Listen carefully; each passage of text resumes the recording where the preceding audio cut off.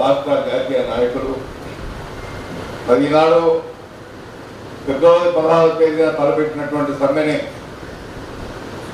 జయప్రదం చేయాలనే ఉద్దేశంతో వాళ్ళు మనం ఇక్కడ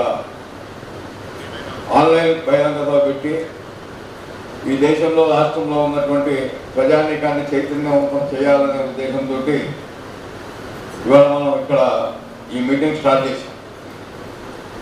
సాయిబాబా గారు మాట్లాడుతూ కొన్ని విషయాలు చెప్పారు.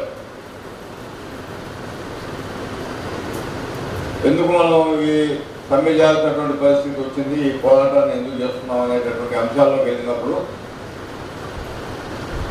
అది ఈ దేశంలో 1990 నుంచే సంస్కరణలు తీసుకురావాలని, ఈ సంస్కరణలు తేవడం వల్ల దేశం బాగా డెవలప్ అవుతుందనే ఉద్దేశంతో ఈ సంస్కరణలకు శ్రీకారం చుట్టడం జరిగింది. అప్పటి నుంచి కూడా మరి సంస్కరణలు అంటే ముఖ్యంగా కార్మిక వర్గానికి సంబంధించినటువంటి హక్కులన్నీ తీసివేసి కార్మిక వర్గాన్ని యాజమాన్యాల ముందు బానిసలాగా పనిచేయించేటటువంటి పద్ధతుల్లోనే ప్రభుత్వాల ఆలోచనలు ఉన్నాయి తప్పితే సంపదను సృష్టించేటటువంటి కార్మిక వర్గానికి మేలు చేయాలనేటటువంటి ఆలోచన ఏ ప్రభుత్వానికి కూడా కలగటం లేదు. మనం గమనిస్తా ఉన్నాం. పోరాటాలు కూడా చేసుకుంటా వస్తా ఉన్నాం. దాదాపు 25 సమ్మెలు చేశాం. ఇప్పుడు 26వ సమ్మె కూడా మనం చేయబోతా ఉన్నాం. మరి ఈ పరిస్థితుల్లో ఎందుకు చేయాలి? ప్రజలకి మనం వెంటనే దీని గురించి తెలియజేయాల్సినటువంటి అవసరం ఉంది. గతంలో ఉన్న ప్రభుత్వాల కంటే ఈ ప్రభుత్వం ఇంకా భిన్నంగా ఉంది. పూర్తి స్థాయిలో కార్మిక హక్కుల్ని కాలరాయాలని, గతంలో కార్మిక వర్గం పోరాటం చేసి సాధించుకున్నటువంటి 44 కార్మిక చట్టాలని పూర్తిగా రద్దు చేసి వాటి స్థానంలో 4 కోట్లు తెచ్చి ఆ కోట్లతో కార్మికులకు ఏదో ఒరబెట్టామనేటటువంటి ఒక పోజు కొట్టేటటువంటి పరిస్థితి తప్పిస్తే ఈ 4 కోట్ల వల్ల ప్రజలకు ఎలాంటి బెనిఫిట్ లేనటువంటి పరిస్థితి మాకు అర్థమవుతా ఉంది. ఈ కోట్లలో ఉన్నటువంటి విషయం ఏంటని చెప్పి ఒక్కసారి మనం ఆలోచించినప్పుడు అసలు యూనియన్ మనుగడకే ప్రమాదం వచ్చేటటువంటి పరిస్థితి ఈ కోట్లలో ఉన్నది. దీన్ని కార్మిక వర్గం మొత్తం అర్థం చేసుకోవాల్సినటువంటి అవసరం ఉంది. ఒక సంఘాన్ని మనం రిజిస్టర్ చేసుకోవాలంటే కనీసం 100 మంది ఉండి 100 మంది ఆ సంతకం బట్టినే సంఘం రిజిస్టర్ అవుతుంది అని చెప్పి ఒకటి కొత్త పద్ధతి ఒకటి తీసుకురావడం జరిగింది. ఇప్పుడేమంటా అంటే 52% కార్మికుల పద్ధతి ఉంటేనే ఈ సంఘం రిజిస్ట్రేషన్ చేసుకోవడానికి అవకాశం ఉంటుందని చెప్పి కోర్టులలో ప్రతిపాదన చేయడం జరిగింది. అంతేకాకుండా గుర్తింపు సంఘం అంశం వచ్చినప్పుడు కూడా 52% పైగా సభ్యత్వం ఉన్నటువంటి సంఘాన్నే గుర్తింపు సంఘంగా మేము గుర్తిస్తాం, లేకపోతే గుర్తింపు సంఘం అనేటటువంటిది లేదు. అంటే కార్మికుల సమస్యలు రిప్రజెంట్ చేయాలంటే 52% సభ్యత్వం కలిగి ఉండాలి. అలాంటి సంఘం లేనప్పుడు 20% ఉన్న వాళ్ళని నెగోషియేషన్ కమిటీలో ఒక మెంబర్గా ఇచ్చి వాళ్ళు నెగోషియేషన్ కమిటీగా ఏర్పడవచ్చు అని చెప్పి ఇంకోటి పెట్టడం జరిగింది. అంటే భవిష్యత్తులో మనకు రికగ్నైజ్గా ఉండదు కాబట్టి, గుర్తింపు సంఘం ఉండదు కాబట్టి కార్మికుల డే టు డే వ్యవహారాలు మాట్లాడడానికి అవకాశం లేనటువంటి పరిస్థితి దీంట్లో వచ్చినటువంటి పరిస్థితి ఉంది. ఇంతేకాకుండా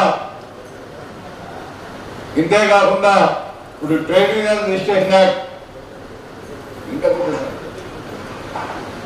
ట్రేడ్ యూనియన్ రిజిస్ట్రేషన్ యాక్ట్ దానికి సంబంధించినటువంటి అంశం మనం ఒకసారి గమనించినప్పుడు ఈ ట్రేడ్ యూనియన్ రిజిస్ట్రేషన్ యాక్ట్లోనే అనేక మార్పులు తీసుకొచ్చి సంఘాలు ఏర్పడకుండా చేసేటటువంటి పరిస్థితి కూడా తీసుకొచ్చారు. ఇది కూడా చాలా ప్రమాదకరమైనటువంటి అంశం.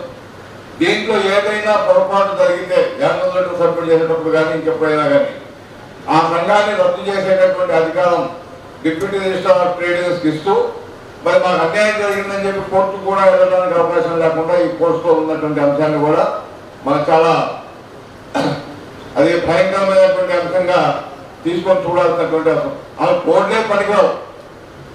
దాంట్లో ఏం రాశారు?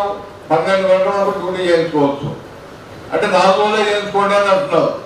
అంటే అలవాటు చేయడం, 12 గంటలు పనిచేయడానికి కార్మిక వర్గాన్ని అలవాటు చేసేటటువంటి కార్యక్రమం మొదలైంది. 12 గంటలు రాను కంటిన్యూ అయ్యేటటువంటి ప్రమాదం ఉంది. కాబట్టి ఇటీవలనే ఒక ఆయన అన్నాడు, ఆయన ఎవరు ఇన్ఫోసిస్ అంతేనండి మూర్తి గారు, ఇన్ఫోసిస్ మూర్తి గారు ఒక మాట ఏం చెప్పారంటే 72 గంటలు పనిచేయాల్సిన అవసరం ఉంది కార్మిక వర్గం, అట్లా అయితేనే ఈ దేశం డెవలప్ అవుతుంది అని. అంటే 12 72 అంటే రోజు 12 గంటలు డ్యూటీ చేయమని చెప్పి ఇప్పుడు పాట పాడడం స్టార్ట్ అయింది. అంటే 12 గంటలు మొత్తం పని చేసుకుంటారు, ఇదే జీతాలు. ఇది కాకుండా ఇంకా అత్యంత ప్రమాదకరమైనటువంటి అంశం ఏంటంటే టైం బేస్డ్ ఎంప్లాయ్మెంట్, కాల పరిమితితో కూడుకున్న ఉద్యోగాలు. ఇవి చాలా మంచివి అని చెప్పి మోడీ గారు చెప్తా ఉన్నారు. ఒక మీటింగ్ లో మోడీ గారు ఏం చెప్పారంటే ఎవరైనా 12 గంటల కంటే 1 గంట కూడా అర్థంగా పనిచేసుకుంటే వాళ్ళ మీద మేము యాక్షన్ తీసుకుంటామని కూడా ఆయన చదవడం జరిగింది. అంటే నేను అర్థం ఏంటి, 12 గంటల పని చేసుకోండి అని చెప్పి అందరికీ చెప్పినట్టే లెక్క. కాబట్టి ఇది చాలా ప్రమాదకరమైన అంశం. గతంలో ఈ 12 గంటల డ్యూటీ 16 గంటల డ్యూటీ లేకుండా ఉండాలని 1886లో అప్పటి కార్మిక వర్గం చికాగో నగరంలో పోరాటం చేసి వాళ్ళు బలిపీఠం ఎక్కి రక్తాన్ని చిందిస్తేనే కార్మిక జెండా ఎవరి జెండా వచ్చినటువంటి విషయాన్ని కూడా మనం మర్చిపోవాల్సినటువంటి అవసరం లేదు. ఈ 8 గంటల పనిదినం కోసం ప్రపంచవ్యాప్తంగా పోరాటం నడిచింది. కాబట్టి 8 గంటలు పోయేటటువంటి పరిస్థితి ఇప్పుడు వచ్చింది. 8 గంటలు పోయిన తర్వాత యూనియన్ పోయే పరిస్థితి వచ్చింది. యూనియన్ పోయే పరిస్థితి తర్వాత చట్టాలు అమలు కానటువంటి పరిస్థితి వచ్చింది. ఈ కోట్లలో పేర్కొన్న విధంగా కార్మికుడు కావాలంటేనే ఈఎస్ఐపిఎఫ్ కట్ చేస్తారంట సంక్షేమ పథకాల్లో. అంటే కార్మికుడు నాకు ఈఎస్ఐపిఎఫ్ కావాలంటే వాడు ఉద్యోగం ఇవ్వాలంటున్నాడు.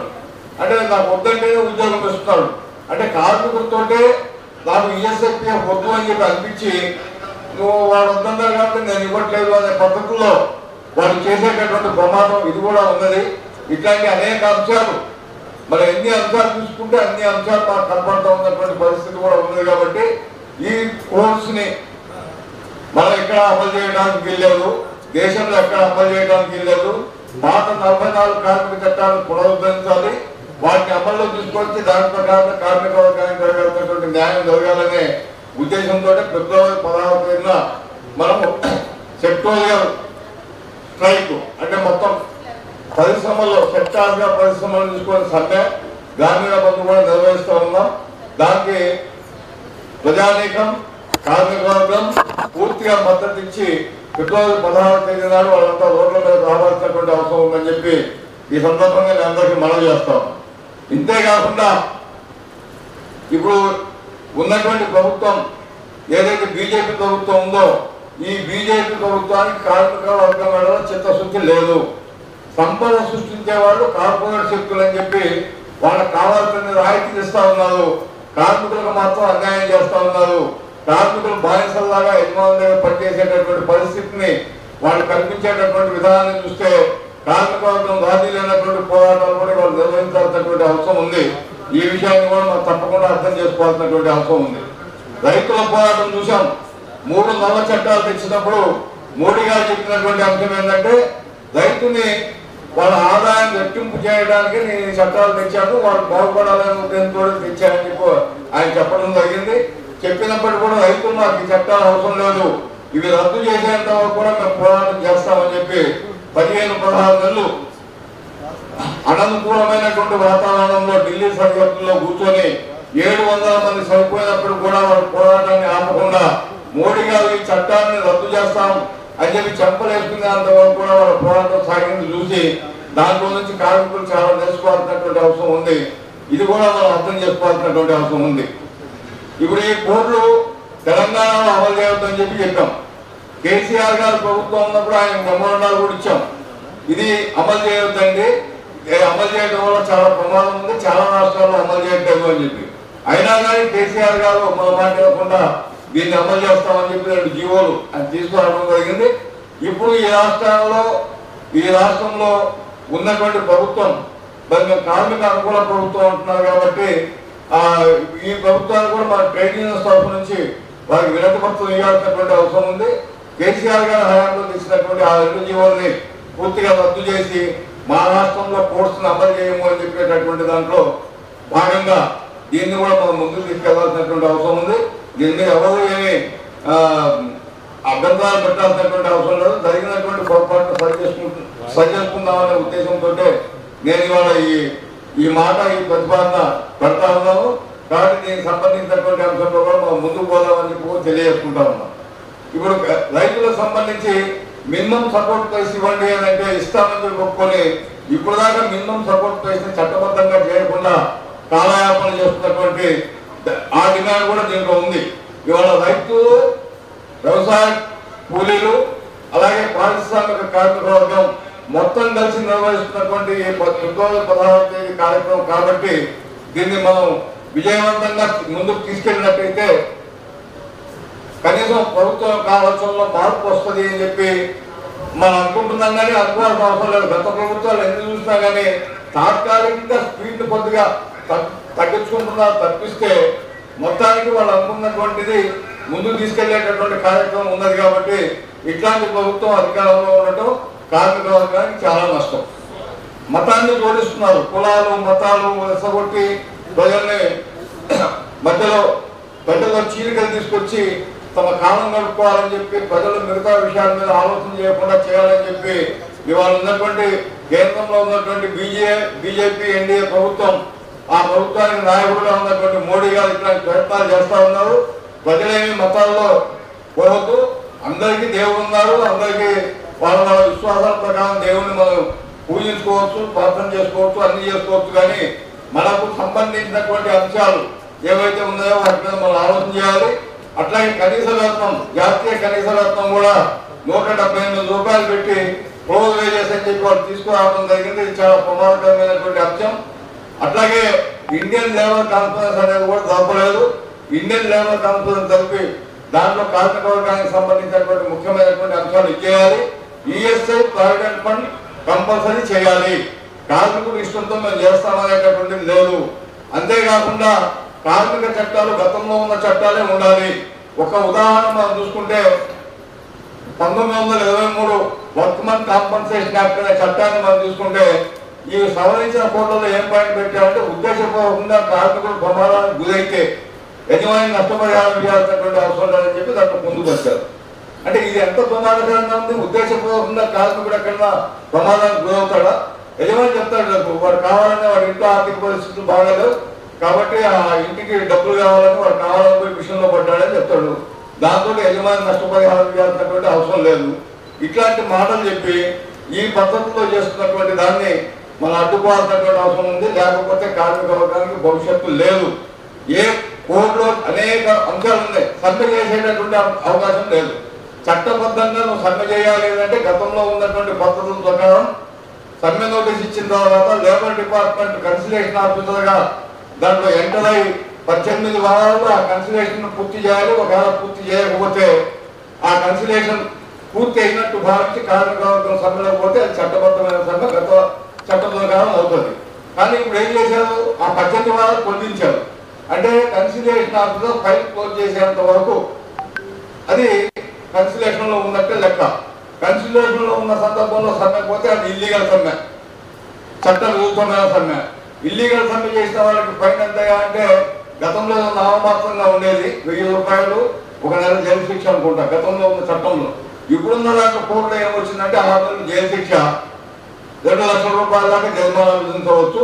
సమ్మె చేసిన వారికి, సమ్మెను ప్రోత్సహించిన వారికి అని చెప్పి ఇట్లా రకరకాల అందరి పేర్లు పెట్టేసి ఆ సమ్మె చేయడం అంటే మనం జైలుకు పోవాల్సినటువంటి పరిస్థితి ఉంటుందనేటటువంటి తెచ్చారు.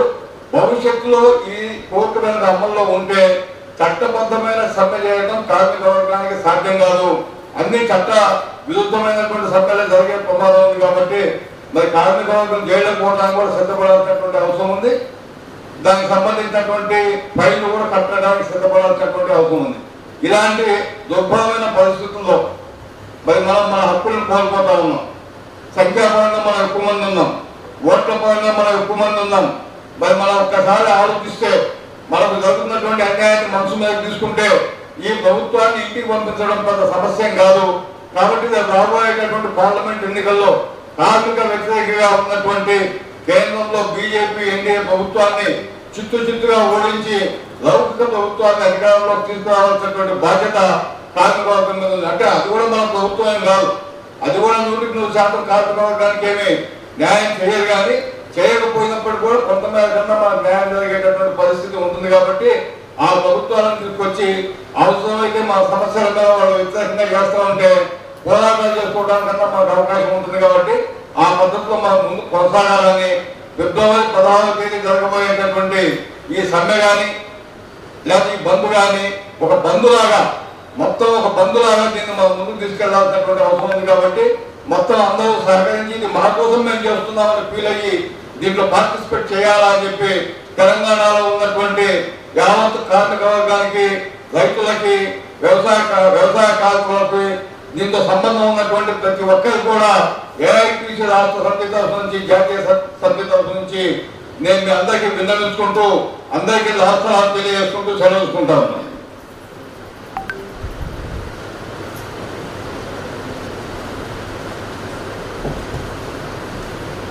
ధన్యవాదాలు యూసుఫ్ గారికి. కామ్రేడ్స్, ఇప్పుడు ఐఎన్టీసీ జాతీయ organization secretary comrade Naganna Goud గారిని మాట్లాడుతున్నాం.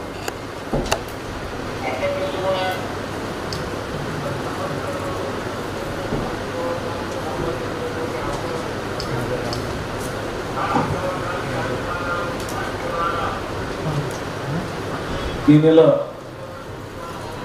16వ తారీఖున దేశవ్యాప్తంగా తలపెట్టిన గ్రామీణ bandh all central trade unions ఆధ్వర్యంలో జరగబోతున్న ఆ యొక్క కార్యక్రమాన్ని విజయవంతం చేయడానికి ఈరోజు ఆన్లైన్ బహిరంగ సభ నిర్వహించుకోవడం జరుగుతుంది. ఈ యొక్క ఆన్లైన్ బహిరంగ సభలో పాల్గొన్న పెద్దలు సిఐటియు, ఏఐటియుసి, హెచ్ఎంఎస్, ఎఫ్టియు, రైతు సంఘాల, ఐఎన్టీయూసి అందరు ప్రతినిధులకు నమస్కారాలు తెలియజేసుకుంటూ, ఇప్పుడే కామ్రేడ్ యూసుఫ్ గారు, సాయిబాబు గారు కూడా మాట్లాడారు. ముఖ్యంగా ఈ భారతదేశం భౌగోళిక స్వరూపం, ఈ భారతదేశంలో ఉన్న నేడున్న 140 కోట్ల మంది ప్రజల స్వభావాలు, నిన్న ప్రకటించిన ఫైనల్ ఓటర్ లిస్టు 98 కోట్ల ఈ భారతదేశంలో ఓటర్లు, అందులో పురుష ఓటర్లు 50 కోట్లు, మరి 48 కోట్లు మహిళా ఓటర్లు అని భారతదేశ ఎన్నికల కమిషన్ కూడా. మరి ఈరోజు భారత్ వెలిగిపోతుంది, అచ్చేదిన వచ్చింది అని ఇప్పుడు కేంద్రంలో ఉన్న నరేంద్ర మోడీ గారు గత 10 సంవత్సరాలుగా ఎక్కడ పేద ప్రజలని బాగు చేశాడో అనేది నిరూపణ చేయలేకపోతున్నాడు. దాన్ని కప్పిపుచ్చుకోవడానికే కొన్ని మూతపడ్డ కార్యకలాపాలను ప్రజలలో విడదీసే విధంగా, కార్మికులని అలగదొక్కే విధంగా, రైతులని బానిసలు చేసే విధంగా నడుచుకుంటున్న నరేంద్ర మోడీ గారి విధానాలను నిరసిస్తూ గత 2011వ సంవత్సరంలో భారతదేశ స్థాయిలో ఉన్నటువంటి central trade unions doctor G Sanjeeva Reddy గారు, జాతీయ ఐఎన్టీసీ అధ్యక్షులు గారి నేతృత్వంలో ఢిల్లీలో ఆ రోజు ఉన్నటువంటి మరి పెద్దలు సిఐటియు, ఏఐటియుసి, మరి బిఎంఎస్ కూడా ఆ రోజు ఉండే, హెచ్ఎంఎస్, మిగతా సెంట్రల్ ట్రేడ్ యూనియన్స్ కూడా ఆ రోజు కాంగ్రెస్ గవర్నమెంట్, యూపీఏ ప్రభుత్వం ఉన్నా, సోనియా గాంధీ గారి నేతృత్వంలో, మన్మోహన్ సింగ్ గారి ప్రధానమంత్రి గారి నేతృత్వంలో భారతదేశంలో ఆ రోజు ఉన్నా, మరి డాక్టర్ జి సంజీవ రెడ్డి గారు కార్మికులకి కొంత ఇబ్బంది జరగకుండా ట్రేడ్ యూనియన్లను ఒక ఏకతాటిపైకి తీసుకురావాలనే ఉద్దేశంతో CITU, central trade unions organization ని ఏర్పాటు చేసి దానికి సంజీవ రెడ్డి గారు చైర్మన్ గా ఉండటం, చాలా ఐఎన్టీయూసి ఆ రోజు ఒక సాహసోపేత నిర్ణయానికి డాక్టర్ జి సంజీవ రెడ్డి గారు మరి ముందుకు రావటం, ఆ రోజు సెంట్రల్ ట్రేడ్ యూనియన్స్, వామపక్ష ట్రేడ్ యూనియన్స్ తో పాటు బిఎంఎస్ కూడా ఆ రోజు మరి గవర్నమెంట్ లో లేరు, కాంగ్రెస్ గవర్నమెంట్ ఉన్నది, మేము కూడా పోరాడదామని వాళ్ళ గవర్నమెంట్ వచ్చే వరకు ఉండి 2014లో వాళ్ళ గవర్నమెంట్ వచ్చినాక బిఎంఎస్ లెఫ్ట్ అయింది.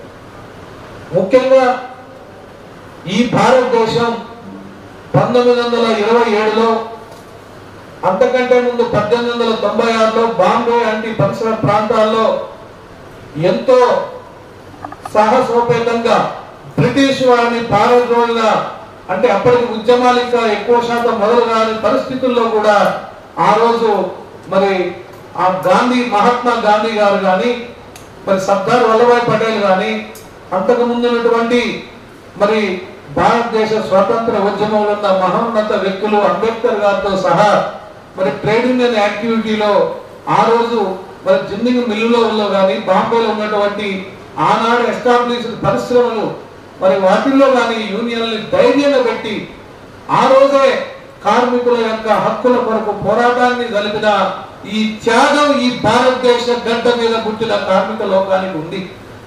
నేడు ఒక భారతీయుడు ఈ భారతదేశాన్ని పరిపాలిస్తుంటే ఈ భారత జాతిలో మహాత్మా గాంధీ వారసులు, అంబేద్కర్ వారసులు, భగత్ సింగ్ వారసులు మనందరం ఉండి ఈరోజు ఈ యొక్క నరేంద్ర మోడీ గారికి భయపడి మనం కూడా చేతులు కట్టుకునే పరిస్థితి కావాలా మిత్రులారా, కాంగ్రెస్ అని అడుగుతున్నా. ఎక్కడ వెరవద్దు, ఎక్కడ కూడా భయపడవద్దు. పాలకపక్షంగానే ఉంటది.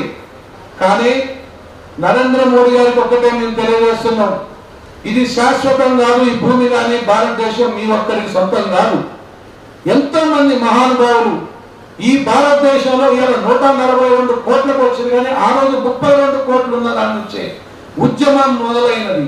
అప్పుడు ఏదైతే పారిశ్రామిక ఫ్యూడలిస్టులు ఎవరైతే ఉన్నారో ఆ రోజుల్లో, అంటే బయటకు వచ్చి గలం ఇప్పడానికి భయపడిన ఆ రోజుల్లోనే కార్మిక లోకం కథం దొక్కిన దాఖలాలు ఉన్నాయి.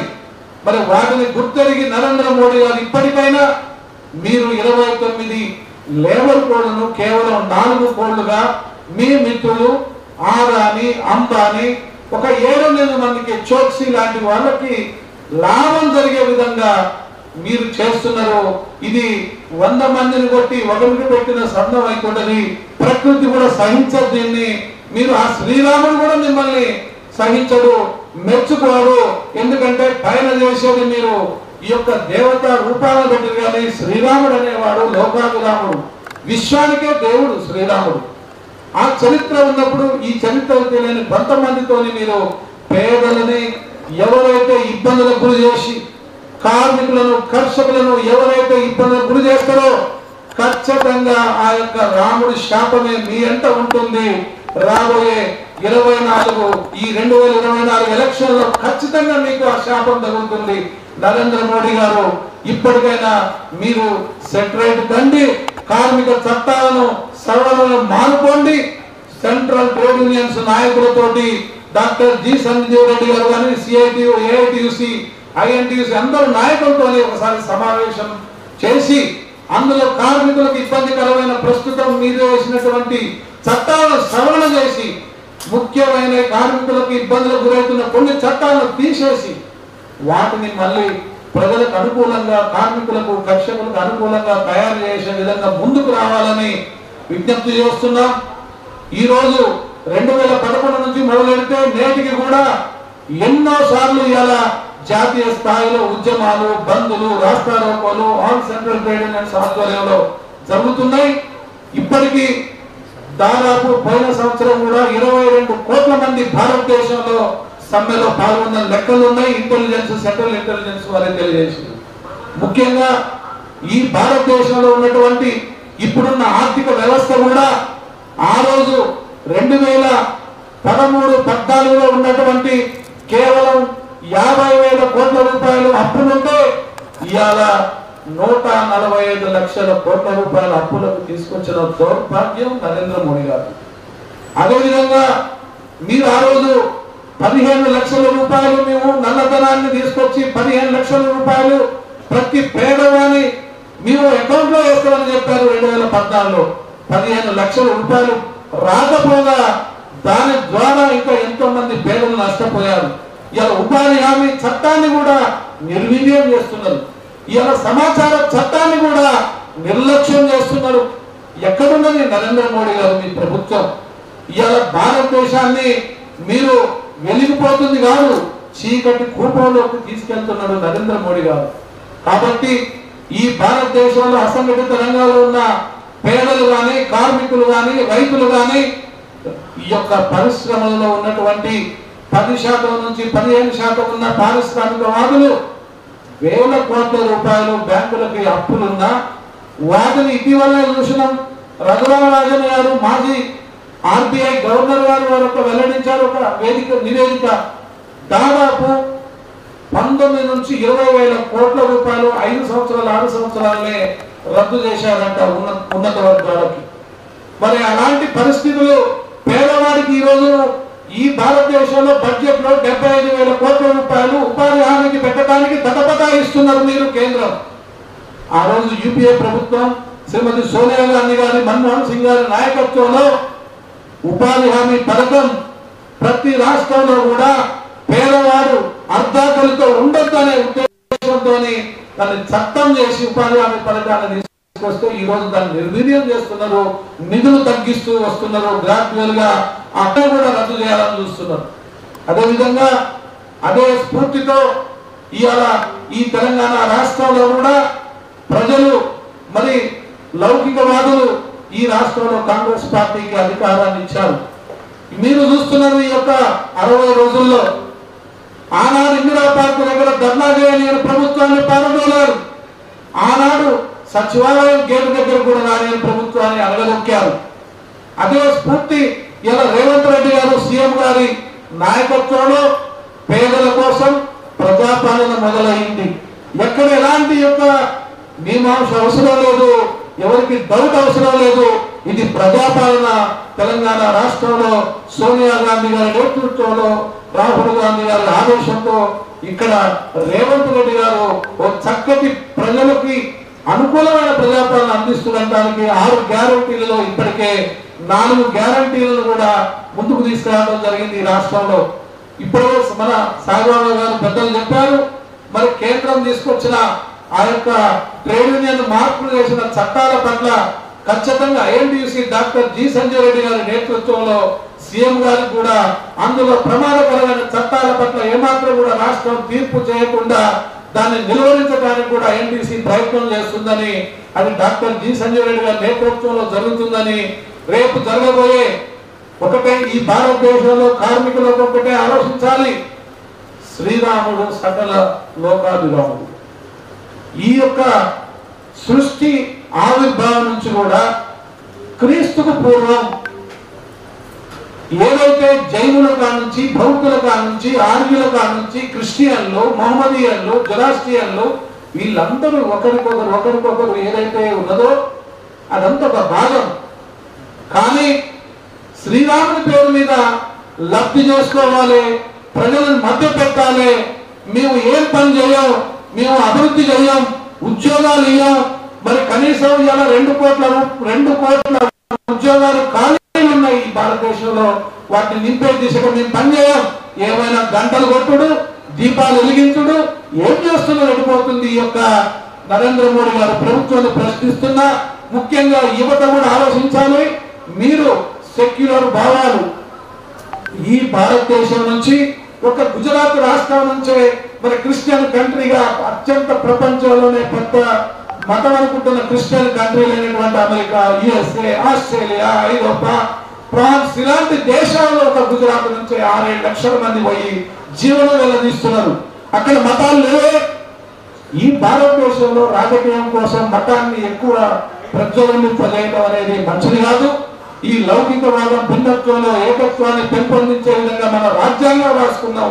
డాక్టర్ బిఆర్ అంబేద్కర్ గారు ఇచ్చిన రాజ్యాంగాన్ని మనం గౌరవించి ఈ ప్రజలని, యువతని మంచి టెక్నికల్ కోర్సులలో ఒక సాంకేతిక విద్యా నైపుణ్యంతో పెంపొందించే విధంగా, వారి ఆలోచనలు పెంపొందించే విధంగా ఈ యొక్క బీజేపీ ప్రభుత్వం మనుగడ చేయాలని, లేని ఎడల ఈ కార్మిక లోకం రేపు 16వ తారీఖు ఇచ్చిన పిలుపును ఇది చాలా గ్రామీణ స్థాయి బంధుగా అన్ని సెంట్రల్ ట్రేడ్ యూనియన్స్ కానీ, తెలంగాణ రాష్ట్రంలో ఉన్న కాంగ్రెస్ పార్టీ కానీ సపోర్ట్ చేస్తుందని తెలియజేయడం జరిగింది.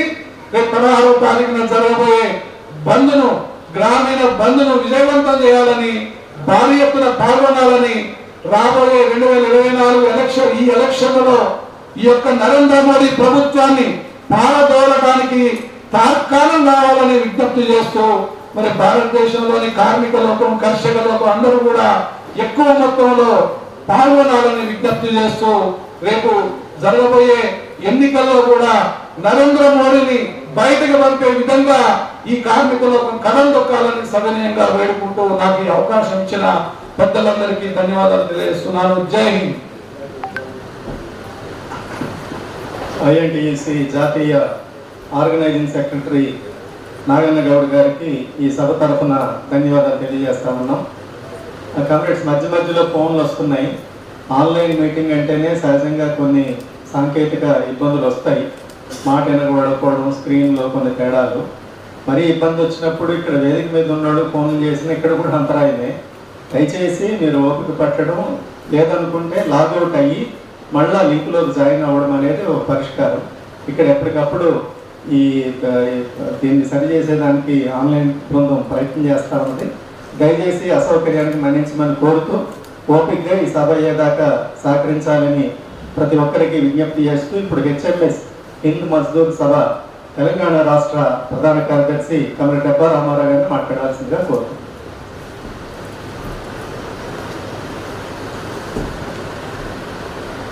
కాంగ్రెస్ అధ్యక్ష వర్గానికి ధన్యవాదాలు తెలియజేస్తూ, నమస్కారం తెలియజేస్తూ 16వ తారీఖు నాడు దేశవ్యాప్త సమ్మె సెంట్రల్ ట్రేడ్ యూనియన్గా తీసుకొని ఇలా తెలంగాణ రాష్ట్రంలో ఆన్లైన్ పద్ధతుల ద్వారా ఈరోజు ఫోన్స్ వస్తున్నప్పటికీ ఇక్కడ సేమ్ సిస్టమ్ ఎట్లా పెట్టుకుని శంషాబాద్లో కూడా కార్యకర్తలు కాంగ్రెస్ అందరూ కూడా అక్కడ పెట్టుకొని అదే విధంగా నడిపిస్తూ ఉన్నారు.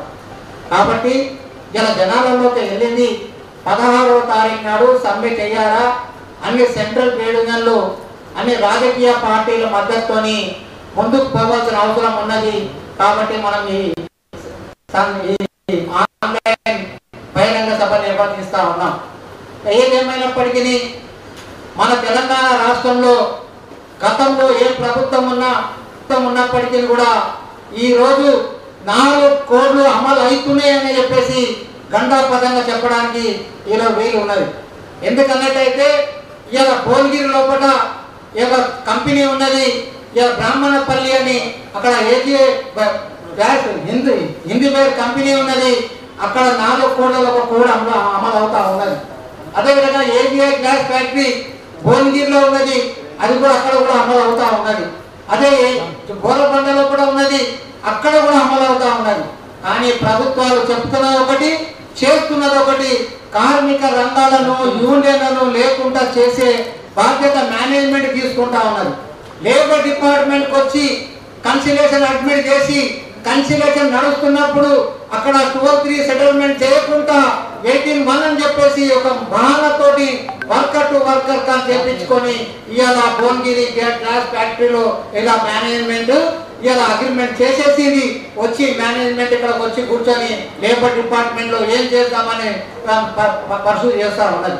గత ప్రభుత్వం చేయలేదు, ప్రభుత్వం అడ్డుపట్టిన కొంచెం ఆపిగా లేదు. కానీ ఈ ప్రభుత్వం కానీ ఆ ప్రభుత్వం కానీ కార్మిక వర్గానికి చేసేదేమీ లేదు. యూనియన్లు లేకుండా చేస్తామని మేనేజ్మెంట్ చెప్తా ఉన్నది.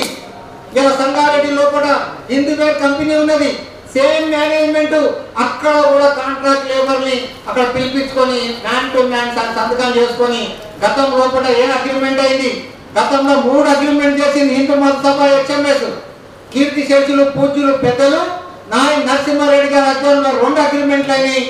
నేను ఒక అగ్రిమెంట్ చేసినప్పుడు కూడా పక్కన పెట్టి ఇవాళ 12(3) సెటిల్మెంట్ చేయకుండా వాళ్ళని పిలిపించుకొని సంతకాలు తెప్పించుకొని అప్పుడు 4,600 రూపాయలు అగ్రిమెంట్ చేసినాం. ఈ రోజు కాస్ట్ ఆఫ్ లివింగ్ పెరిగిపోయింది, ధరలు పెరిగిపోయినాయి. అన్ని పెరిగిపోయినప్పటికీ కూడా ఈ రోజు 2,500 అగ్రిమెంట్ చేసింది. ఏమని అడిగితే మీరు ఏం చేస్తారో చేసుకోండి, మీరు ఏం చేయగలుగుతారో చేయండి, ఎక్కడ పోతారో పొండి అని చెప్పేసి మేనేజ్మెంట్ చెప్తున్న పరిస్థితిని ఇలా హిందూ మహాసభ హెచ్ఎంఎస్ ఒక్కడికి రాలేదు. మొత్తం ట్రేడ్ యూనియన్ ఉనికి కాపాడుకోవడానికి అన్ని సెంట్రల్ ట్రేడ్ యూనియన్ కు ఈ రోజు చిన్నగా హెచ్చరిక చేస్తా ఉన్నాయి మేనేజ్మెంట్. దానికి తోడు 4 కోట్లు ఇంప్లిమెంట్ అయిపోలేమన్నారు, ఇంప్లిమెంట్ జరుగుతూ ఉన్నాయని చెప్పి మనం చేస్తా ఉన్నాం. ఏదేమైనా ఇవాళ జిఎంఆర్ ఎయిర్పోర్ట్ ఉన్నది, అక్కడ యూనియన్ ఉన్నది. మా లాస్ట్ మంత్ లో కూడా కొంత గవర్నమెంట్ మారగానే మా జెండా హెచ్ఎంఎస్ జెండా ఎగరేస్తే మా జనరల్ సెక్రటరీని పక్కన పెట్టిండ్రు. అక్కడ ఏమైనా మరి మేనేజ్మెంట్ అడిగినా పోయి మేనేజ్మెంట్ ఏం సంగతి జిఎంఆర్ వాళ్ళని పిలిపించినాం. లేబర్ డిపార్ట్మెంట్కి వచ్చింది. ఫస్ట్ డే లేబర్ డిపార్ట్మెంట్ లో consultation officer joint commissioner of labour వాళ్ళు గట్టిగా మాట్లాడాడు. సెకండ్ మీటింగ్ వచ్చేసరికి అరే మీరు ఏం చేయాలి భయ మీరు కోర్టుకు పోరు అంటున్నారు. ఎక్కడ పరిష్కారం దొరుకుతుంది? కార్మిక వర్గానికి ఎవరు న్యాయం చేస్తా ఉన్నారు?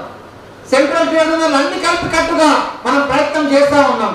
ఏ యూనియన్ ఆ యూనియన్ ఈ యూనియన్ కాకుండా అన్ని యూనియన్ కలిసి కట్టుగా పనిచేస్తా ఉన్నాం. కాబట్టి 4 కోడ్లు ఇంప్లిమెంట్ అవుతున్న తెలంగాణలో, 4 కోడ్లు ఇంప్లిమెంట్ జరుగుతున్న తెలంగాణలో ఖచ్చితంగా మనం చెప్పగలుగుతా ఉన్నాం. కాబట్టి ఏదేమైనా 16వ తారీఖు నాడు సమ్మె రైతాంగం కూడా కలిసి వస్తున్నది, ఇట్లా కార్మిక వర్గం కూడా కలిసి వస్తూ ఉన్నది. కాబట్టి ఇక్కడ జిహెచ్ఎంసీ చూసుకున్నట్టయితే జిహెచ్ఎంసీలో సెంట్రల్ ట్రిబ్యునల్ అన్ని కలిసికట్టుగా పనిచేస్తూ ఉన్నాం. మనం సైడ్ సమ్మె నోటీస్ ఇచ్చినాం, అయినా కూడా మనం పిలిచి మాట్లాడే నాదుడు లేడు. అక్కడ గవర్నమెంట్ మారిపోయింది, కమిషనర్ పిలుస్తా ఉన్నాడు, అప్పుడే ఎలక్షన్ కోడ్ వచ్చేసింది. ఎలక్షన్ కోడ్ రాగానే మన పక్కకి వెళ్ళిపోయినాం. ఈ పరిస్థితి తెలంగాణ లోపల జరుగుతోంది రాష్ట్రంలో. దీన్ని ఏ రకంగా అడ్డుకోవాలా, ఏ రకంగా ముందుకు పోవాలా? అందుకే మనం ఒక్కసారి మనం అందరం కూడా ఆలోచించవలసిన అవసరం ఉంది. సెంట్రల్ ట్రేడ్ యూనియన్ అన్ని కూడా నేను మొత్తం రాత్రి మొదలు కష్టపడి మనం అన్ని ట్రేడ్ అన్ని వర్గాల వారికి, అన్ని కులాల వారికి, అన్ని మతాల వారికి, అన్ని ప్రాంతాల వారికి కింది స్థాయికి పోయి పనిచేస్తా ఉన్నారు. అన్ని రకాల పనిచేస్తా ఉన్నాం. జిహెచ్ఎంసీ కార్మికులు నిన్ననే మనం 2 రోజుల కింద పాంప్లెట్ ఇచ్చినాం. ఆ పాంప్లెట్ ఇంటింటికి ఇవ్వన్నాం. వాళ్ళు కొంచెం పని చేసుకుంటా ఇంటింటికి మనం ప్రచారం చేస్తా ఉన్నాం. ప్రజలను కూడా సమన్వయం చేసుకుంటా ఉన్నాం. ప్రజలతో కలుపుకొని పోతా ఉన్నాం. కాబట్టి ప్రభుత్వాలు మనం దగ్గరికి తీస్తలేదు. సెంట్రల్ ట్రేడ్ యూనియన్ సెంట్రల్లో కూడా కనీసం సెంట్రల్ ట్రేడ్ యూనియన్ పిలిపించుకొని సెంట్రల్ లీడర్లతో మాట్లాడి కనీసం పరిష్కారం మార్గంలో పోతామనుకుందా అంటే మోడీ సర్కార్ అట్లా పోతలేదు, ఎవరిని పిలిపిస్తలేదు, ఎవరితో మాట్లాడతలేదు. కనీసం రైల్వే చూసుకున్నట్టయితే 45% ప్రైవేట్కి ఇచ్చేసింది. ఆల్రెడీ 45% ప్రైవేట్లో వెళ్ళిపోయింది. ఐఆర్సిటీ అనే ఒక కొత్త సంస్థ పెట్టుకొని ప్రైవేట్ మేనేజ్మెంట్కి ఇచ్చేసి టికెట్ కానీ కొంచెం మెయింటెనెన్స్ కానీ అంతా వాళ్ళ చేతిలో వెళ్ళిపోయింది రైల్వే కూడా. కానీ అక్కడ మనం ఏమి మాట్లాడలేని పరిస్థితి వస్తూ ఉన్నది. ప్రభుత్వం పిలుస్తలేదు, ప్రభుత్వం మాట్లాడతలేదు. మనం ధర్నా చేసి ముందుకు పోవాల్సిన అవసరం ఉన్నది. 16వ తారీఖు నాడు సమ్మె, దేశవ్యాప్త సమ్మె. తెలంగాణలో అన్ని సెంట్రల్ ట్రేడ్తో కలుపుకొని హింద్ మహాసభ హెచ్ఎంఎస్ కూడా ముందుకు పోతాం అందులో ఉంటుందని చెప్పి మనం చేస్తూ నాకు ఈ అవకాశం ఇచ్చినందుకు మీకు అందరికీ ధన్యవాదాలు తెలుస్తూ సెలవు తీసుకున్న సెంట్రల్ ట్రేడ్ యూనియన్ జిందాబాద్. హెచ్ఎంఎస్ రాష్ట్ర ప్రధాన కార్యదర్శి రెబ్బా రామారావు గారికి ఈ సభ తరఫున ప్రత్యేకమైన ధన్యవాదాలు తెలియజేస్తా ఉన్నాం. ఇప్పుడు ఐఎఫ్టియు రాష్ట్ర ప్రధాన కార్యదర్శి కమ్రేడ్ కె సూర్యం గారు ఈ సభను ఉద్దేశించి మాట్లాడతారు. సభ అధ్యక్షులు, వేదిక మీద ఉన్న వివిధ కార్మిక సంఘాల నాయకులు, ఈ ఆన్లైన్ బహిరంగ సభను వీక్షిస్తున్న కార్మికులు, రైతులు, మిత్రులు, ఈనాడు దేశవ్యాప్త సమ్మె ఫిబ్రవరి 16వ తారీఖు నాడు జరుగుతున్న సమ్మె కార్మిక వర్గం, రైతాంగం డిమాండ్లు ప్రధానంగా ముందుకు తీసుకొచ్చినాయి. రైతాంగానికి కనీస మద్దతు ధర లేదు. 3 చట్టాలను రద్దు చేసినట్టే రద్దు చేశాడు. కనీస మద్దతు ధర కావాలని రైతాంగం గుర్తు దించుకొని వస్తుంది.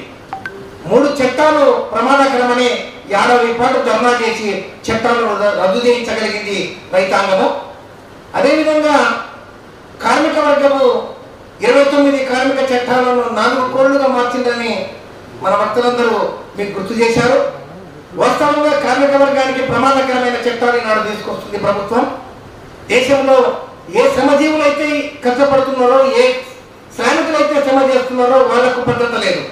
అటు రైతాంగానికి, ధాన్యం పండించే రైతాంగానికి భద్రత లేదు, కార్మిక వర్గానికి భద్రత లేదు. ఈ 2 డిమాండ్లు ప్రధానంగా ఈనాడు ముందుకు తీసుకొచ్చినాయి. ఇదే సంపద లేఖన కాదు దేశంలో. ఈనాడు ప్రపంచంలోనే అత్యధిక ధనవంతుడుగా ఈనాడు ఆదాని ఎదిగిండు. భారతదేశంలో ధనవంతుడు అత్యధిక ధనవంతుడుగా ముఖేష్ అంబానీ, ప్రపంచంలోనే ఆదాని. అంటే ఈ రకంగా సంపదను పోగుపడుతుంది కొద్దిమంది చేతుల్లో. సంపద లేక కాదు, కానీ శ్రమజీవులతో సంపద లేదు. శ్రమజీవులకు వేతనాలు పెట్టడం లేదు. కనీస వేతనాలు ఎంత అడుగుతున్నాం మొత్తం దేశవ్యాప్త సమ్మెలో భాగంగా 26,000. ఒక మనిషి జీవించాలంటే 26,000 ఈనాటి ధరలకు సరిపోని విషయం. అయినా కనీసం 26,000 కనీస వేతనం ఉండాలని నాడు కార్మిక సంఘాలు ముక్త కంఠంతో డిమాండ్ చేస్తున్నాయి. ఈ కనీస వేతనాలు పెంచడానికి మీకు రావడం లేదా? మీ కనీస వేతనాలు పెంచాలన్న జ్ఞానం కూడా ఈ ప్రభుత్వానికి లేకుండా పోయింది. కనీస వేతనాలు, సామాజిక భద్రత కార్మిక వర్గానికి కావాలన్నది కార్మిక వర్గం డిమాండ్ చేస్తుంది. ఏ శ్రమజీవులైతే సంపద సృష్టిస్తున్నాడో ఆ శ్రమజీవునికి భద్రత లేదు. మన చేతుల్లో ఉండే గూగుల్ తల్లిలో ఫోన్లో సర్చ్ చేసుకుంటే Virat Kohli drinking water, Virat Kohli cricket player తాగే డ్రింకింగ్ వాటర్ లీటరు నీటి ధర 4,000, రోజు 5 లీటర్లు, రోజుకు 20,000 లీటర్లు, 20,000 రూపాయలు. నెలకు 6 లక్షల రూపాయలు మంచినీటి మీద ఖర్చు పెట్టగలుగుతున్నాడు విరాట్ కోహ్లీ. అదేవిధంగా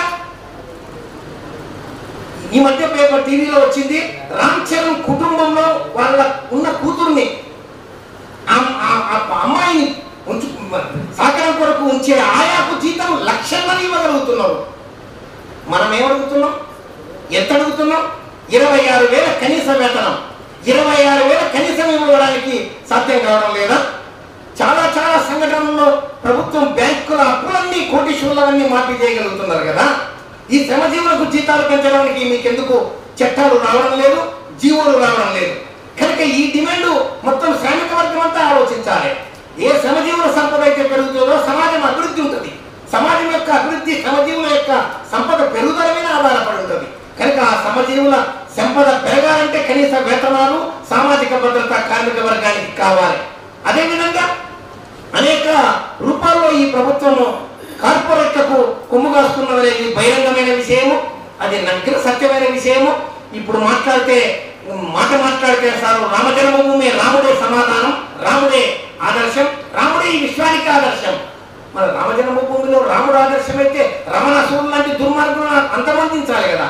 మన మణిపూర్లో 2 మహిళలను మానభంగం చేసి నగ్నంగా ఊరేగిస్తే ఈ భరతమాత బిడ్డల్ని 2 మహిళల్ని బహిరంగ దేశం ఊరేగినట్టు కదా, దేశం భరతమాత ఊరేగినట్లు కదా.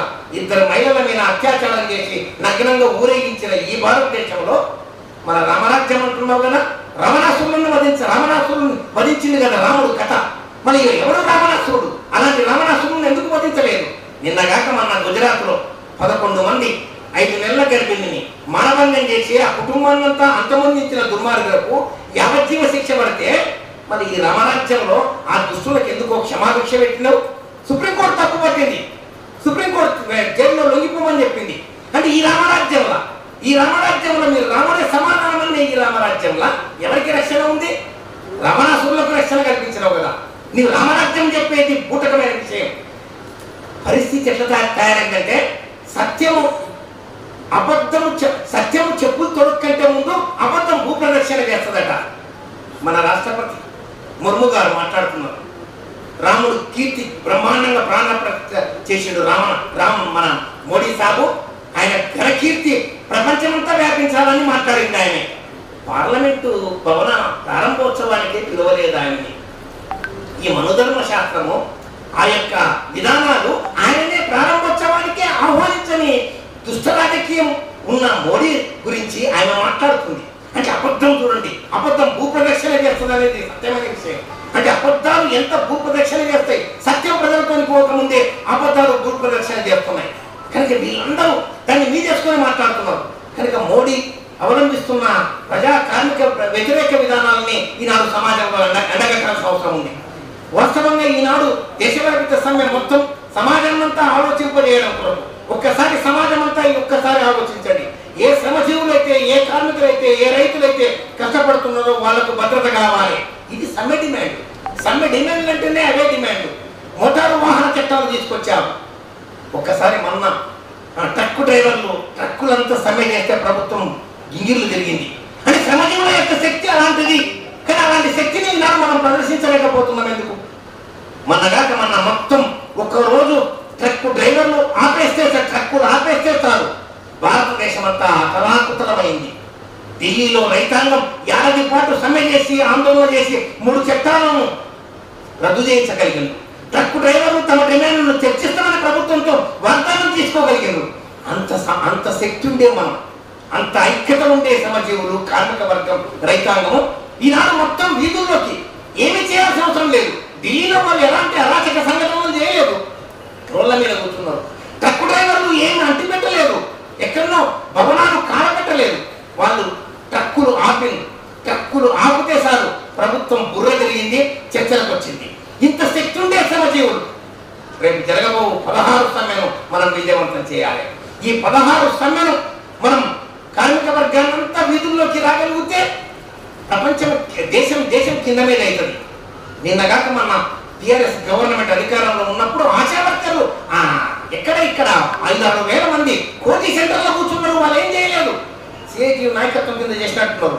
కోటి సెంటర్లో వాళ్ళు కూర్చున్నారు, ఏమీ చేయలేదు. అసలు పోలీసులకు ఏం చేయాలో తెలియదు. ఒక 5-6 వేల మందికే కదా, ఇంకా లక్షల మంది కదా, ఎన్ని లక్షల మందిని, ఇంత శ్రమజీవులు లక్షల మంది ఉండడం.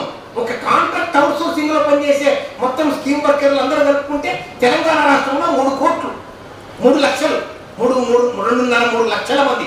మేము అందులో 30%, 1 లక్ష మంది రోడ్డు మీదకి వస్తే ఎవరు కాంట్రాక్ట్ అవుట్ సోర్సింగ్ కార్మికులు 2.5 లక్షల మందిలో 30-40% రోడ్డు మీదకి వస్తే ఈ ప్రభుత్వం బుర్ర జరుగుతుంది. ఈ ప్రభుత్వాలకు మనకు వాస్తవంగా శ్రమజీవులకు న్యాయం చేయాలంటే తప్పక శ్రమజీవులు రోడ్డు మీదకి రావాలి. రైతాంగం ఎంఎస్పీ కావాలంటే రోడ్డు మీదకి రావాల్సిందే. అలాంటి పోరాటాన్ని ఈనాడు కార్మిక సంఘం, రైతు సంఘాలు ఎక్కుపెట్టాయి. ఆ పోరాటాన్ని విజయవంతం చేయడం కొరకు మొత్తం శ్రమజీవులంతా ముందుకు రావాల్సిందిగా రేపు ఈ నెల ఫిబ్రవరి 16వ తారీఖు జరిగే దేశవ్యాప్త కార్మిక సమ్మెను, గ్రామీణ బంధును విజయవంతం చేయాల్సిందిగా, ఈ సమ్మెలో కార్మిక వర్గం అంతా విస్తృతంగా పాల్గొనాల్సిందిగా ఐఎఫ్టియు తెలంగాణ రాష్ట్ర కమిటీ తరఫున కోరుకుంటూ ముగిస్తున్నాను.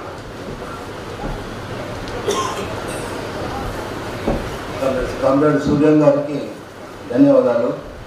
ఇప్పుడు మన మీటింగ్లో ఎస్ వెంకటేశ్వరరావు గారు, ఐఎఫ్టియు జాతీయ అధ్యక్షులు, వారిని మాట్లాడాల్సింది ఆహ్వానం.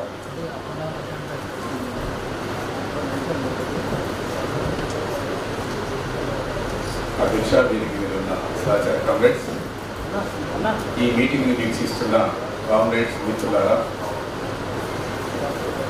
ఉద్యమాభిమానులారా, 16వ తారీఖు జరగబోయే సమ్మె కోసం ఈ మీటింగ్ నిర్వహిస్తున్నాం.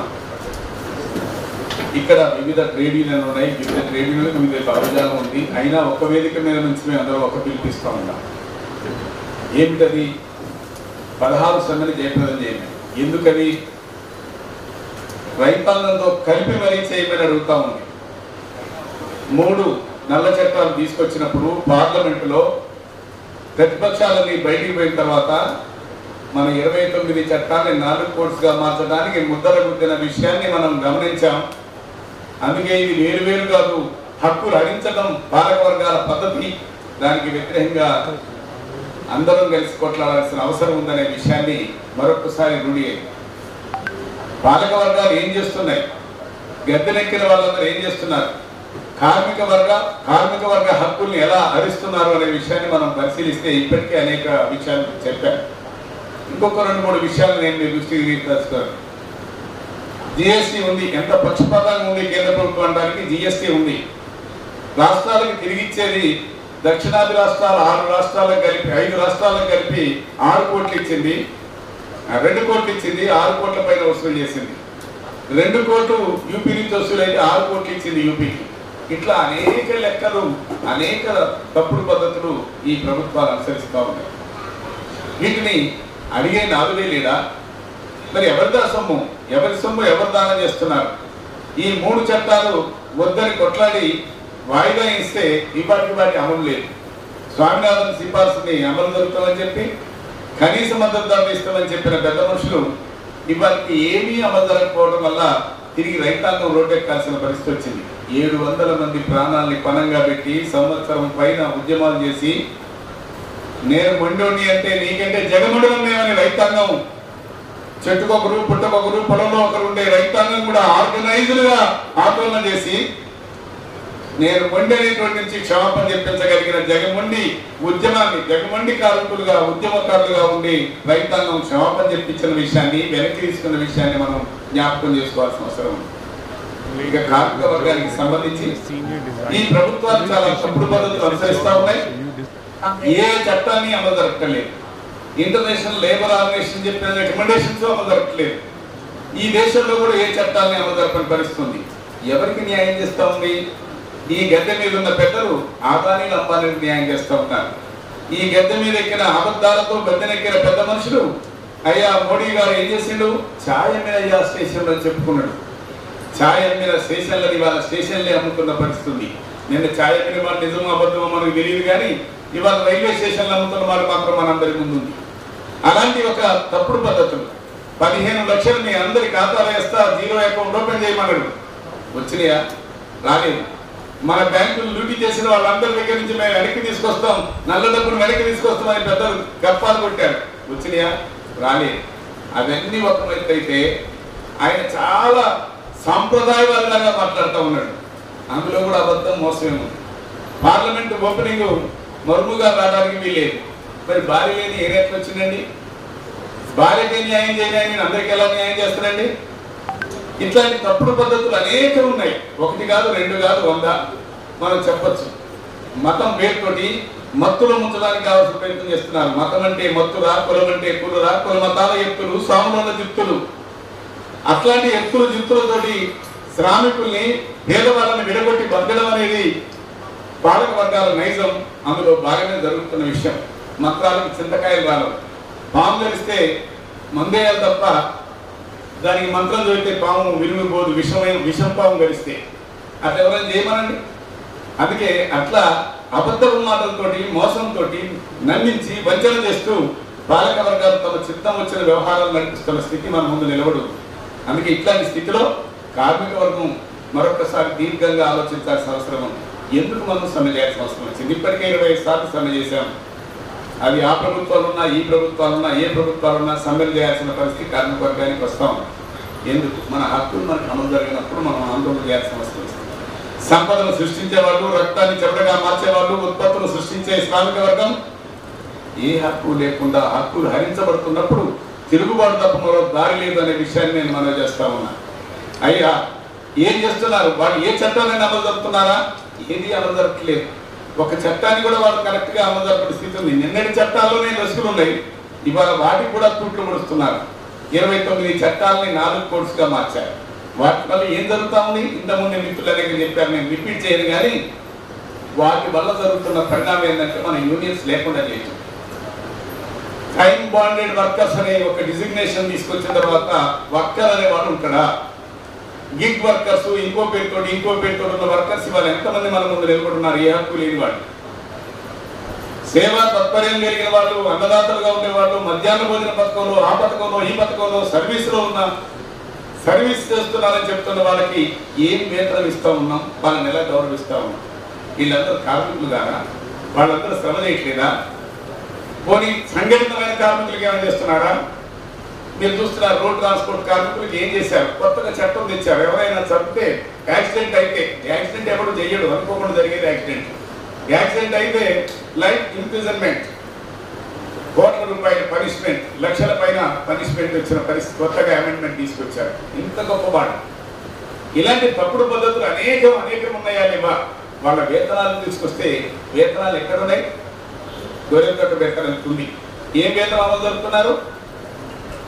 ఏ వేతనం 3 యూనిట్లు తీసుకుంటారు. కార్మికుడి భార్య, కార్మికుడి 2 పిల్లలు, వాళ్ళ తల్లిదండ్రులను తీసుకోవటం లెక్కలు అయినప్పటికీ ఆ మేరకైనా అక్టాక్ సర్వే ప్రకారమైన ఇస్తున్నారా? అది కూడా లేదు. అది కూడా అంతంత మాత్రంగానే అందులోనే కోతలు వచ్చిన పరిస్థితి మనకు కనపడుతున్నాయి. పెరిగిన ధరలు చూసేది మనం చూస్తే 3 చోట్ల తీసుకునే సరాసరిలో తిరుగుతుంది ఎంత, తీసుకునేది ఎంత అనే విషయాన్ని చూస్తే ఇండస్ట్రియల్ ఏరియాలో ధరలు, రోకు ధరలు తేడా చూస్తే సర్వేలన్నీ మనం పరిశీలిస్తే 40 నుంచి 50% తేడా ఉంటుంది. అంటే పెరిగిన డిఏ మనకి 50%, 60% కంటే ఎక్కువ రావటం లేదనేది వాస్తవం. మరి ఇలా డిఏలు అమలు జరపడంలోకి వెళ్తే అసలు ఆ డిఏ ఇచ్చేదాంట్లోనే మోసం జరుగుతున్న పరిస్థితి ఉంది. ఇక పెన్షన్కి సంబంధించి న్యూ పెన్షన్ స్కీమ్ అనగానే ఏదో కొత్తది అనుకునే వాళ్ళు ఎవరైనా అనుకుంటున్నారు బయట వాళ్ళు. కార్మికులకు తెలుస్తుంది మన డబ్బులు మనం దాచుకొని పెన్షన్ తీసుకోవాలట. ఏమయ్యా పెద్ద మనుషులారా, గద్దెల మీద కూర్చున్న వాళ్ళారా, 5 సంవత్సరాలుగా ఓట్లకు పుట్టిన మీరు, 5 సంవత్సరాల కోసం పుట్టిన మీరు పెన్షన్ తీసుకుంటున్నారు కదా, జీతం ఎంత తీసుకుంటున్నారు? మీరు సేవకులు కదా. మరి 5 సంవత్సరాల సర్వీస్ కోసం వచ్చిన వాళ్ళు ఎంత జీతం తీసుకుంటున్నారు? మరి మా జీతం ఏంటి? కనీస వేతనం ఏముందో అందుకంటే ఎక్కువ తీసుకోవడానికి వీల్లేదు ఎమ్మెల్యేలు ఎంపీ. అప్పుడు కానీ మీకు తెలుస్తుంది బతుకు బరువు ఏందో తెలుస్తుంది. అయినా మీరు దొంగలు అది వేరు విషయం. ఒకసారి గెలిచిన వాడు రెండోసారి వాడు అఫిడవిట్ లో ఏం ఆస్తి వేస్తాడో మనం చూస్తే కళ్ళు తిరిగిపోతున్నాయి. అందుకే అయినప్పటికీ నేననేది ఏంటంటే కనీస వేతనం వీళ్ళకి ఇంతే ఉండాలనేది మనం డిమాండ్ చేయాల్సిన అవసరం ఉంది. కనీస వేతనం కార్మికుడి కనీస వేతనం అంతే ఉండాలి. ఎమ్మెల్యే ఎంపీలకి పెన్షన్ ఉండడానికి వీల్లేదు. 5 సంవత్సరాలకు పెన్షన్ ఏంటండి? 5 సంవత్సరాలకు గ్రాట్యుటీ రాదు కదా. 5 సంవత్సరాలు 3 సంవత్సరాలు దాటితే కదా గ్రాట్యుటీ వచ్చేది. పెన్షన్ అని వాడు పెన్షన్ తీసుకుంటాడు. పెన్షన్ పొందుతున్నారు. కోట్ల రూపాయలు ప్రజాదానాన్ని వినియోగించుకున్నారు. ఏమయ్యా మీరు చేసే చర్చలు? పార్లమెంట్ అసెంబ్లీలు ప్రజల ధరల కంటే అధ్వానంగా ఉన్నాయి. కొనుగోళ్లు ఎట్లున్నాయో మనం చూస్తున్నాం. చర్చలు వాదోపవాదాలు విషయాల మీద కంటే కూడా వ్యక్తిగత దూషణలతోటి అనవసర విషయాల మీద గంటలు పోతున్నాయి. పార్లమెంటులోనే ఫాసిజం వివాదం జరుగుతూ ఉంది. రైతాంగ ఆందోళనలో బయటికి పోగానే మీరు ముద్ర మీద ముద్రేశారు. నిన్న ఎవరో బాంబు వేశారు. ఎవరేశారు, ఎందుకు వేశారంటే ఒక బాంబు వేశారంటే అన్నందుకే పార్లమెంట్ లో ఉన్న ప్రతిపక్షాలన్నీ బయటికి నెట్టి మిగతా వాళ్ళు అనుకున్న వాటికి ముద్రలేసి చట్టాలు తీసుకొస్తున్నారు. ఇది పార్లమెంటరీ ఫాసిజం తప్ప మరొక ఆలోచన చేయమని నేను అడుగుతాను. ఇక హిందుత్వాన్ని, బ్రాహ్మణికల్ హిందుత్వాన్ని, ఫాసిజాన్ని అమలు జరుపుతూ ఉన్నారు. అందరూ గంగజల బంధువులని మోసం చేస్తున్నారు. మరి ఈ వర్గకారం ఎదుగుతుంది. ఏది హిందువులందరూ కూడా ఆదివాసీ కుటుంబాల దగ్గర బొమ్మనండి, దళితుల దగ్గర బొమ్మనండి, బ్రాహ్మణులందరినీ బొమ్మనండి పోతారా? అంత అంతరం ఎందుకుంది? దోపిడిలో అంతరం, అన్నింటిలో అంతరం. అందుకే ఇట్లాంటి అనేక తప్పుడు పద్ధతులు అనుసరిస్తూ కార్మిక వర్గాన్ని నష్టం చేస్తున్న పరిస్థితుంది. అందుకే కార్మిక వర్గాన్ని నష్టం చేస్తున్న పరిస్థితుంది. చివరిగా నేను ఒక మాట మీ అందరి దృష్టికి తీసుకురావాల్సింది. మిత్రులారా, నువ్వు ఒక ఇంట్లో ఉంటున్నావు ఉదాహరణకి, అది మీ తాతది, మీ నాన్నున్నాడు, నువ్వు ఉంటున్నావు. నీకు స్నేహితుడని చెప్పొచ్చి, నీకు సేవ చేస్తానని చెప్పొచ్చి, నీకు తోడుగా ఉందని చెప్పొచ్చి నీ ఇంటిని కాజేయడానికి వస్తే నువ్వేమంటావు? ఒరే దొంగ, నమ్మక ద్రోహి, ఎవడరా నువ్వు? ఇది మా తాత ఆస్తి, మా నాన్న ఆస్తి, నా ఆస్తి, నువ్వెవడరా నా ఇంట్లోకి రావడానికని అడుగుతావా అడగవా అని అడుగుతా ఉన్నా. సరిగ్గా 139 సంవత్సరాల క్రితం కార్మిక వర్గం హే మార్కెట్ లో రక్తాన్ని స్రవించి వాళ్ళ చొక్కాని చండాగా చింపి 8 గంటలు సాధించింది. ఎర్ర జెండాని మనకి చేతికిచ్చింది. అలాంటి శ్రామిక వర్గం హక్కుని ఇవాళ 12 గంటలుగా మారుస్తుంటే వాడు ద్రోహి అని అనకుండా ఉండగలవా? వాడిని వెన్నుపొరపరిచేవాడిగా పరిగణించకుండా ఉండగలవా? వాడికి వ్యతిరేకంగా నిలబడగలవా? అయితే నువ్వు కార్మికుడి మీద ఆలోచించమని అడుగుతా ఉన్నా. నిన్న కార్మిక వర్గం పోరాడి 44 చట్టాలు తీసుకొచ్చింది. బ్రిటిష్ హయాంలో అంతకుముందే 100 సంవత్సరాల నుంచి ఉద్యమాలు జరిగాయి. శ్రమ పుట్టినప్పటి నుంచే పోరాటం పుట్టింది. ఆ శ్రమ నుంచి వచ్చిన పోరాటం నుంచే హక్కులు వచ్చాయి. ఆ హక్కులు అమలు జరగకుండా అడ్డం పడతా ఉంటే మనం మౌనంగా ప్రేక్షక పాత్రగా వహిస్తే మనం కార్మికులు ఉంటామా? కార్మికుడు అంటేనే శ్రమజీవి, కార్మికుడు అంటేనే రక్తాన్ని చెమటగా మార్చి ఈ సమాజాన్ని నడిపిస్తున్న శ్రామికులు. ఆ శ్రామికులను దేనికి భయపడాలి? దేనికి భయపడాల్సిన అవసరం లేదు. ప్రతి 3 నిమిషాలకి ఒక సర్వే ప్రకారం గనిలో పనిలో కార్ఖానాల్లో ప్రతి 3 నిమిషాలకు కార్మికుడు చనిపోతున్నారనే విషయం తెలుస్తా ఉంది. అందుకే అలాంటి చావుకు భయపడని, చావుకు వెరవని కార్మికులమైన మనం దేనికి భయపడాలి? మన హక్కుల్ని అమ్మైనా అడగకపోతే అన్నం పెట్టదు. అందుకే మన హక్కులు మౌనంగా ఉండి ఎవరో చేస్తాడు ఏదో వస్తుందని ఆలోచించకుండా మనమే పూనుకోవాల్సిన అవసరం ఉంది. కొట్లాడాల్సిన అవసరం ఉంది. వెన్నుపోటుదారులను వెనక్కి నెట్టాల్సిన అవసరం ఉంది. ఆందోళనలో ముందుండాల్సిన అవసరం ఉంది. నువ్వు కార్మికుడివే అయితే, నిన్నటి కార్మికులకి వారసుడివే అయితే ఉద్యమాల్లో ఉండండి నేను విజ్ఞప్తి చేస్తా ఉన్నాను. రైతాంగం అన్నం పెట్టే దాతలు, అన్నదాతలు వాళ్ళు అదో లక్షణాన్ని ఆత్మహత్య చేసుకోవాల్సిన దౌర్భాగ్యమైన స్థితి దేశంలో ఎందుకుంది? 48 కోట్ల ఎకరాల నల్ల రేగడి ఉన్న భారతదేశంలో అర్ధాగిలతో ఎందుకు బతుకుతా ఉన్నాం? పండించే పంట గిట్టుబాటు ధర లేదని కొట్లాడాల్సిన దౌర్భాగ్యమైన స్థితి ఇన్ని సంవత్సరాల తర్వాత సర్వసత్తాక గణతంత్ర ప్రజాస్వామిక సోషలిస్టు మీద అంకితమైన దేశంలో ఎందుకు కొనసాగుతుందో ఆలోచన చేయాల్సిన అవసరం ఉంది. అందుకే పోరాడితే తప్ప ఇంకా ఏది రాదు. అందుకే పోరాటమే మార్గం తప్ప మరొకటి కాదు. అందుకే ఆ వైపు ఇప్పటికే శ్రామికుల పక్షాన, కార్మికుల పక్షాన, కార్మికుల పోరాటాన్ని మనం ముందుకు తీసుకుపోయే క్రమంలో అనేక నష్టాలను చూస్తున్నాం. పబ్లిక్ సెక్టర్ అంతా కూడా ప్రైవేట్ చేస్తున్నారు. బిఎస్ఎన్ఎల్ ఏం చేశారో మీరు చూశారు. రైల్వేలు ఏం చేశారో మీరు చేశారు. బ్యాంకులు ఏం చేశారో మీరు చూస్తున్నారు. కోటాను కోట్ల రూపాయలు ఎవరికి మాఫీ చేస్తున్నారో మీరు చూస్తున్నారు. అందుకే మన హక్కుల కోసం నిలబడదాం, కలబడదామని, ఆ పోరాటంలో ఉండమని, రేపు నిరసన ప్రారంభం మాత్రమే. అందుకే ఇది ఒక్కరోజు చేసి అయిపోయేది కాదు, అవసరమైతే ఎన్ని రోజులకైనా సిద్ధం. మన ట్రక్ కార్మికులు ఒక్కరోజు పిలుపుతోటి చర్చలకు పిలవాల్సిన పరిస్థితి నెట్టబడ్డారు. ఆగిపోతే ఏం జరుగుతుందో వాళ్ళకి తెలుసు. అందుకే ఉత్పత్తిని స్తంభింపజేయగలిగే శ్రామిక వర్గం, ఉత్పత్తిని అన్నం పెట్టే అన్నదాతలు వాళ్ళ ఆందోళనలు పూనుకుంటే ఏం జరుగుతుందో ఈ ప్రభుత్వాలకి తెలియక కాదు. అందుకే మనం పూనుకోకుండా విడగొట్టి మనని వాటి ఇష్టారాజ్యంగా ఆడుకుంటున్నారు. అందుకే నార పీస్తోటి కోడి పిల్లలు కూడా కట్టేయలేము. అదే నారని మోగ్గా పెడితే దున్నపోతును కట్టేయచ్చు, ఆంబోతును కట్టేయచ్చు.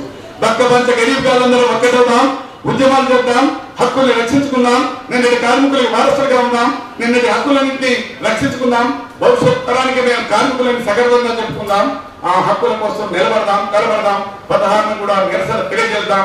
ఆ నిరసనలో నేను సైతం అని ప్రతి ఒక్కరు భాగస్వాములు అవుతారని ఆశిస్తూ వినే వాళ్ళందరూ మీ అందరూ తెలిసిన వాళ్ళకి చెప్పి భాగస్వాములు చేస్తారని కోరుకుంటూ అవకాశం ఇచ్చిన మీ అందరికీ నా రాజసభ.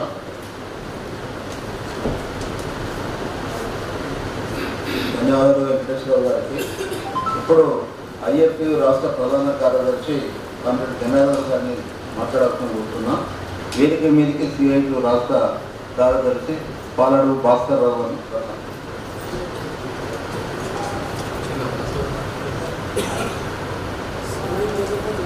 ఆన్లైన్ బహిరంగ సభలో వేదికపై ఉన్నటువంటి అన్ని కార్మిక సంఘాల రాష్ట్ర జాతీయ నాయకులకు, ఈ ఆన్లైన్ మీటింగ్లో రాష్ట్ర వ్యాప్తంగా కార్మిక సోదరులు పాల్గొన్న వాళ్ళందరికీ భారత కార్మిక సంఘాల సమైక్య అఖిల భారత కమిటీ నుండి, తెలంగాణ రాష్ట్ర కమిటీ నుండి విప్లవ అభినందనలు తెలియజేస్తున్నాను. మిత్రులారా, కామ్రేడ్స్, దశాబ్ద కాలంగా అధికారంలో ఉన్నటువంటి ఆర్ఎస్ఎస్, బీజేపీ నాయకత్వంలో ఉన్నటువంటి నరేంద్ర మోడీ ప్రభుత్వం ఈ దేశంలో దోపిడీని చట్టబద్ధం చేయకూరుకుంది. దోపిడీ అంటేనే ఈ అన్ని వర్గాల ప్రజలను, రైతులను, కార్మిక వర్గాన్ని, కష్టజీవులను, పేదలను దోపిడీ చేయడమే నరేంద్ర మోడీ ఆర్థిక రాజకీయ ఎజెండాగా మనం చూడాల్సినటువంటి అవసరం ఉన్నది. అందులో భాగంగానే చట్టబద్ధంగానే దోపిడీకి పూనుకోవడంలో భాగంగానే ఈరోజు నరేంద్ర మోడీ 3 రైతు వ్యతిరేక చట్టాలను మన ముందుకు తీసుకొచ్చారు. వీరోచితంగా పోరాడినటువంటి కార్మిక వర్గం కొట్లాడి సాధించుకున్నటువంటి 44 కార్మిక చట్టాలను రద్దు చేశాడు. 4 లేబర్ కోడ్లుగా మన ముందుకు తీసుకొచ్చాడు. చట్టం వేరు, కోడ్లు వేరు. చట్టంగా మనము చట్టం అంటే మనకు ఆ చట్టాన్ని అమలు చేయాలని కొట్లాడేటువంటి హక్కు ఉంటుంది, కొన్ని సమస్యలు పరిష్కారం అవుతాయి.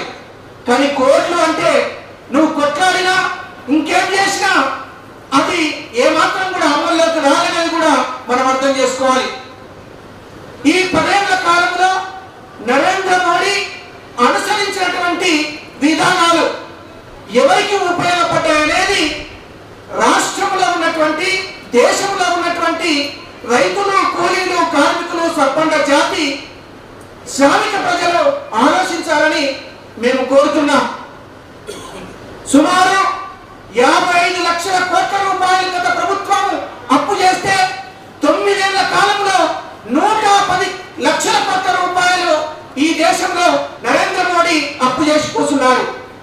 ఎవరి కోసం అప్పు చేశాడు? ఎందుకోసం అప్పు చేశాడు? ఎవరి ప్రయోజనాల కోసం ఈ అప్పు చేశాడు?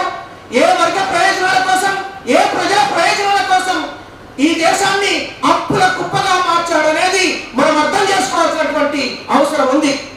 ఈరోజు రైతాంగమే ఈ దేశానికి వెన్నెముక, రైతాంగమే అన్నదాత అని చెప్పుకుంటున్నటువంటి నరేంద్ర మోడీ రైతులు వాడుతున్నటువంటి ఎరువులు, పురుగు మందులు, విత్తనాలు అన్నిటికీ సబ్సిడీని రద్దు చేశాం. కల్తీని ఈ దేశంలో ప్రవేశపెట్టాం. రైతాంగం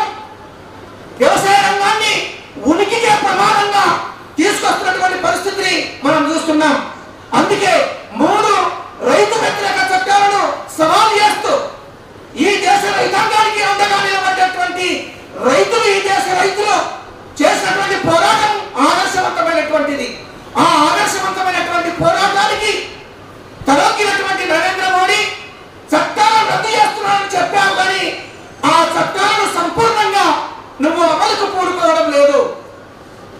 పార్లమెంటులో రైతు చట్టాలు, వ్యతిరేక చట్టాలు తెచ్చినటువంటి నరేంద్ర మోడీ ఈ 3 చట్టాలను రద్దు చేస్తున్నానని అదే పార్లమెంటులో చెప్పకుండా ఈరోజు ఈ దేశ రైతాంగాన్ని మోసం చేస్తున్నటువంటి పరిస్థితిని కూడా మనం చూస్తున్నాం. అందుకే చట్టాలు ఉన్నవారికి చుట్టాలు. ఈ దేశంలో దోపిడీని కొనసాగిస్తున్నటువంటి పరిస్థితిని వేగవంతం చేశాడు. అంతేకాదు ఈ దేశంలో ఉన్నటువంటి సకల రంగాలలో ఉన్నటువంటి సంపద ఏదైతే ఉందో, ప్రభుత్వ రంగ సంస్థలు ఏవైతే ఉన్నాయో, దేశ సంపద ఏదైతే ఉందో, లేదు లక్షల కోట్ల రూపాయల అటవీ సంపద, ఖనిజ సంపద ఏదైతే ఉందో, ఈ సంపదను కొల్లగొట్టకపోవడానికి గత ప్రభుత్వాలు తెచ్చినటువంటి 2006 అటవీ హక్కుల చట్టాన్ని రద్దు చేసి దాని స్థానంలో అంబానీ, అదానీ దోపిడీకి మార్గాన్ని సుగమనం చేయడానికి 2022 అటవీ హక్కుల సవరణ చట్టాన్ని తీసుకొచ్చాం. ఎవరి కోసం ఈ చట్టం? ఈ దేశంలో ఉన్నటువంటి సకల రంగాలలో సకల సంపదలను, వనరులను, ఉత్పత్తులను దోపిడీ చేయడం కోసమే నువ్వు చట్టాలను తీసుకొచ్చావు. ఆ చట్టాన్ని చట్టబద్ధం చేస్తున్నావు. చట్టబద్ధంగానే ఈ దేశంలో ఉన్నటువంటి సంపదను దోచుకుంటున్నావు. ప్రజల మీద అనేక పన్నులు ప్రవేశపెడుతున్నటువంటి పరిస్థితి ఉంది. ఈ రోజు ఏ ప్రభుత్వంలో లేనటువంటి నిత్యావసర వస్తువుల ధరలు, పెట్రోల్, డీజిల్, వంట గ్యాస్ ధరలు ఎన్నడూ లేని విధంగా ఆకాశాన్ని అంటాయి. అంతేకాదు ఒక పక్క నిత్యావసర వస్తువుల ధరలను పెంచుతూ మరొక పక్క పరోక్షంగా ఈనాడు జిఎస్టీ పేరుతోటి ఈ దేశంలో ఉన్నటువంటి ప్రజల మీద పన్నులు వేస్తున్నటువంటి పరిస్థితి కూడా నరేంద్ర మోడీ కాలంలోనే కొనసాగుతుంది. తెలంగాణ రాష్ట్రంలోనే 10 లక్షల కోట్ల రూపాయలు జిఎస్టీ పేరుతోటి కేంద్ర ప్రభుత్వానికి ఆదాయం పోయింది. అంటే దేశం మొత్తంగా ఎన్ని లక్షల కోట్ల రూపాయలు ఈ ప్రభుత్వానికి ఆదాయం పోయింది. అంటే ప్రజలను, రైతులను, కూలీలను ఈ రకంగా పన్నుల పేర్లతోని పీడించడమే నీ లక్ష్యం అనేది ఈ 10 ఏళ్ల కాలంలో దేశ ప్రజలకు అర్థమైపోయింది.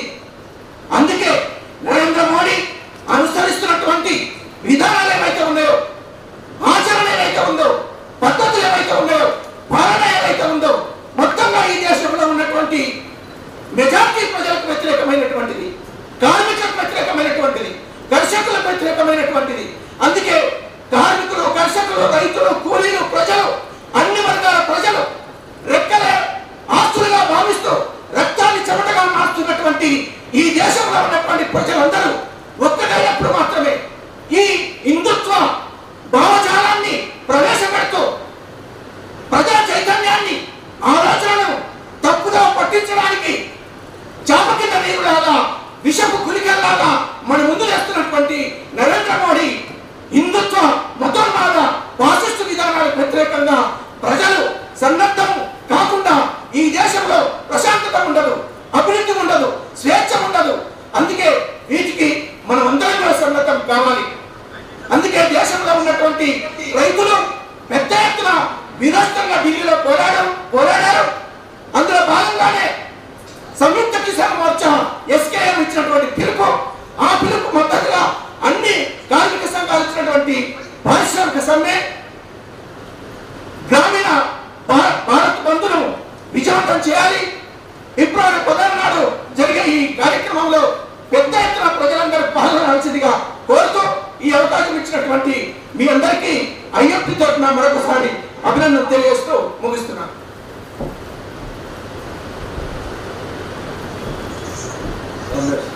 జనార్దన్ గారికి ధన్యవాదాలు.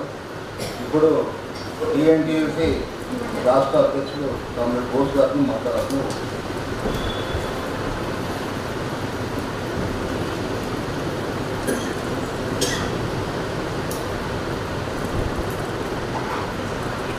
ఈరోజు ఈ నెల 16వ తారీఖున దేశవ్యాప్తంగా జరగబోయే కార్మిక సమ్మె, అదేవిధంగా భారత్ గ్రామీణ బంధుని జయప్రదం చేయడానికి వరకు ఏర్పాటు చేసిన ఆన్లైన్ సమావేశము. ఈ సమావేశంలో వేదిక మీద ఉన్న కేంద్ర రాష్ట్ర కార్మిక సంఘాల నాయకులకు, అదేవిధంగా ఈ ఆన్లైన్లో పాల్గొన్న ప్రతి కార్మిక వర్గానికి టీఎన్డీసీ రాష్ట్ర కమిటీ తరఫున నమస్కారాలు తెలియపరుస్తూ ఈరోజు కార్మిక వర్గానికి చాలా ఘోరమైన పరిస్థితి ఎదురు చూస్తా ఉన్నాం.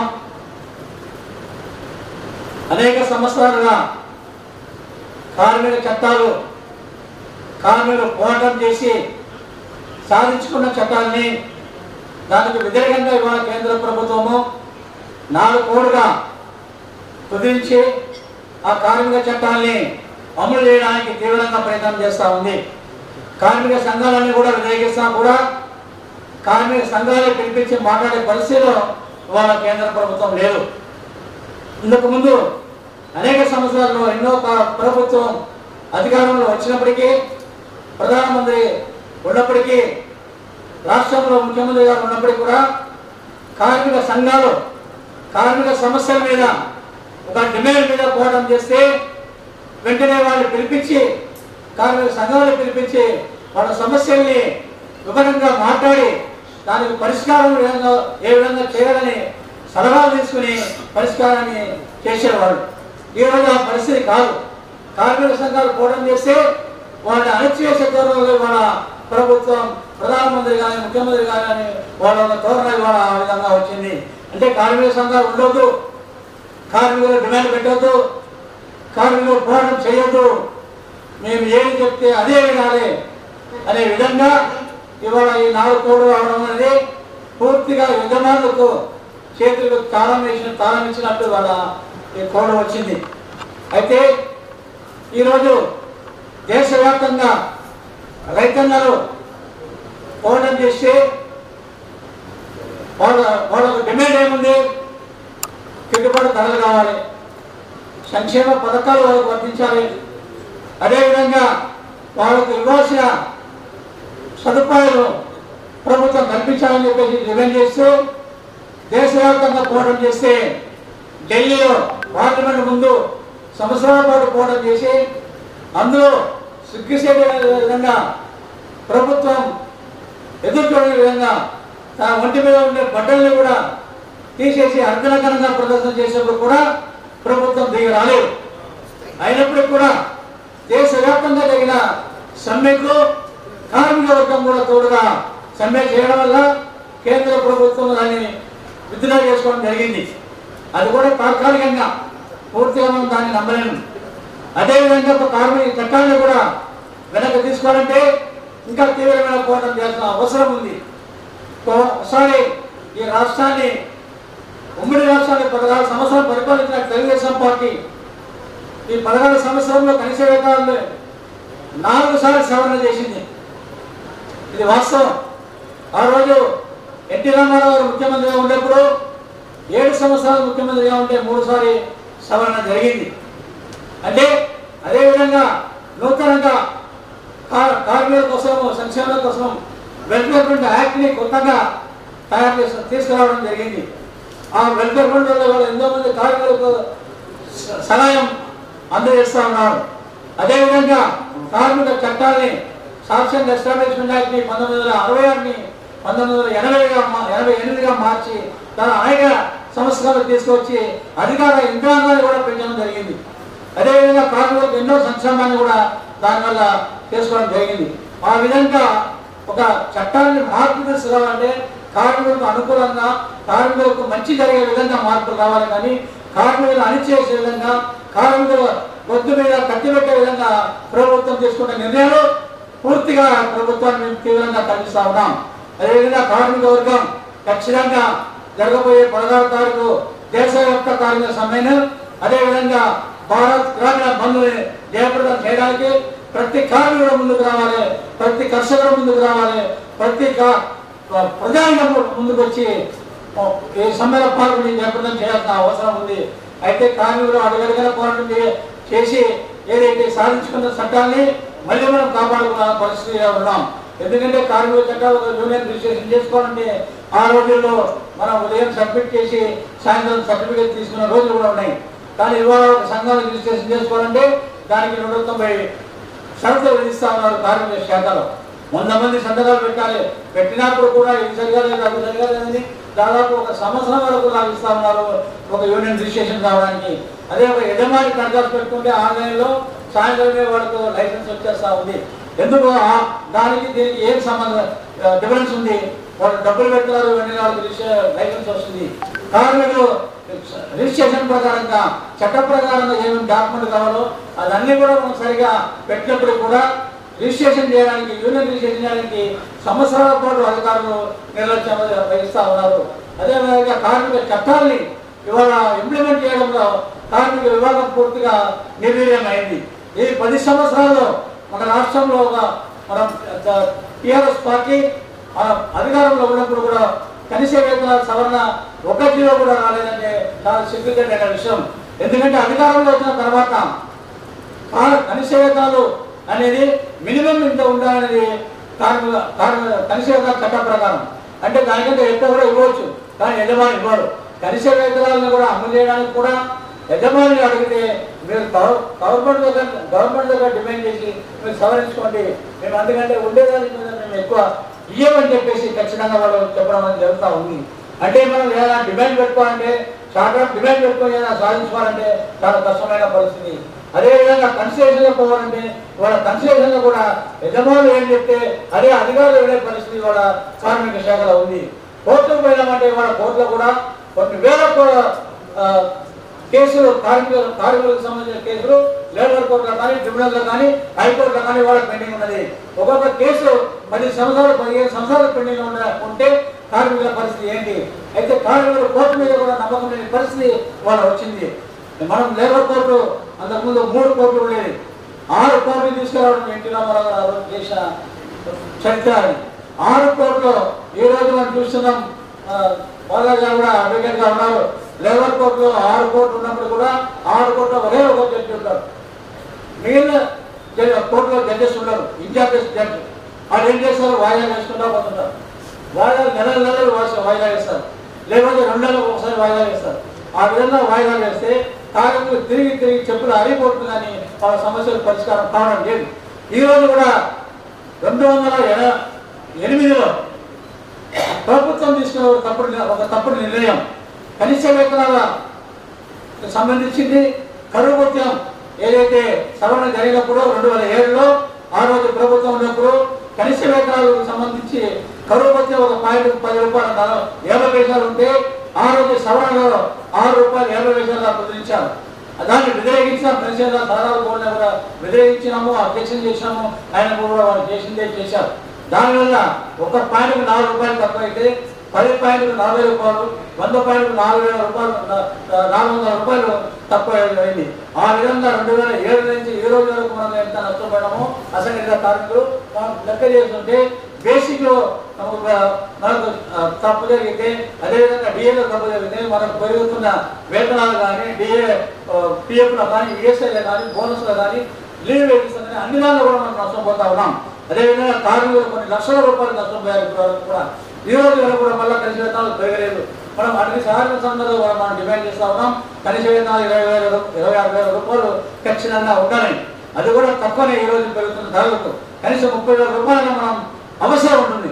కాబట్టి ముఖ్యంగా కార్మిక సంఘాలను ఏకతాటిగా మనం ఐక్యంగా పోవడం ఇంకా ముందు తీసుకోవాల్సిన అవసరం ఉంది. కనీస వేతనాలు 26,000 మన డిమాండ్ని సాధించుకోవాలి. అదేవిధంగా ఈ ప్రభుత్వం నూతన ప్రభుత్వం వచ్చింది, ఈ ప్రభుత్వాన్ని కూడా మనం డిమాండ్ చేస్తాము. డిమాండ్ చేసి సమస్య పరిష్కారం అయ్యే వరకు కూడా మనం పోరాటం చేయాల్సిన అవసరం ఉంది. కార్మిక చట్టాలను కాపాడుకోవాలి, కార్మిక హక్కులను కాపాడుకోవాలి. కార్మికులు ఐక్యతను కొనసాగిస్తూ 16వ తారీఖు జరగబోయే సమ్మెని జయప్రదం చేయడానికి కార్మిక వర్గానికి నేను టీఎంసీ రాష్ట్ర కమిటీ తరఫున పిలిపిస్తున్నాము. అదేవిధంగా తెలుగుదేశం పార్టీ తరఫున కూడా మేము పూర్తిగా ఈ సమ్మెలో పాల్గొంటామని చెప్పేసి ఆమె ఇస్తూ సెలవు తీసుకున్నాం. టీఎంటీసీ రాష్ట్ర అధ్యక్షులు కమిటీ ఎంకే బోస్ గారికి మనందరి తరఫున ధన్యవాదాలు తెలియజేస్తా ఉన్నాం. కామ్రేడ్స్, ఈ ఆన్లైన్ సభ షెడ్యూల్ ప్రకారమే నడుస్తూ ఉన్నది. బీఆర్టీయూ రాష్ట్ర అధ్యక్షులు రాంబాబు గారు ఆన్లైన్లో సపోర్ట్ చేయక ఆయన పాల్గొలేకపోతూ ఉన్నారు. కార్మిక సంఘాల ప్రధాన నాయకత్వం కూడా ఉన్నారు. కొద్దిసేపట్లోనే మన సభ ముగుస్తుంది. దయచేసి 15 నిమిషాలు సహకరించమని చెప్పి కోరుతూ ఇప్పుడు ఏఐటిసి రాష్ట్ర ప్రధాన కార్యదర్శి కమ్రేడ్ ఎస్ బాలరాజు గారిని మాట్లాడాల్సిందిగా కోరుతున్నాను.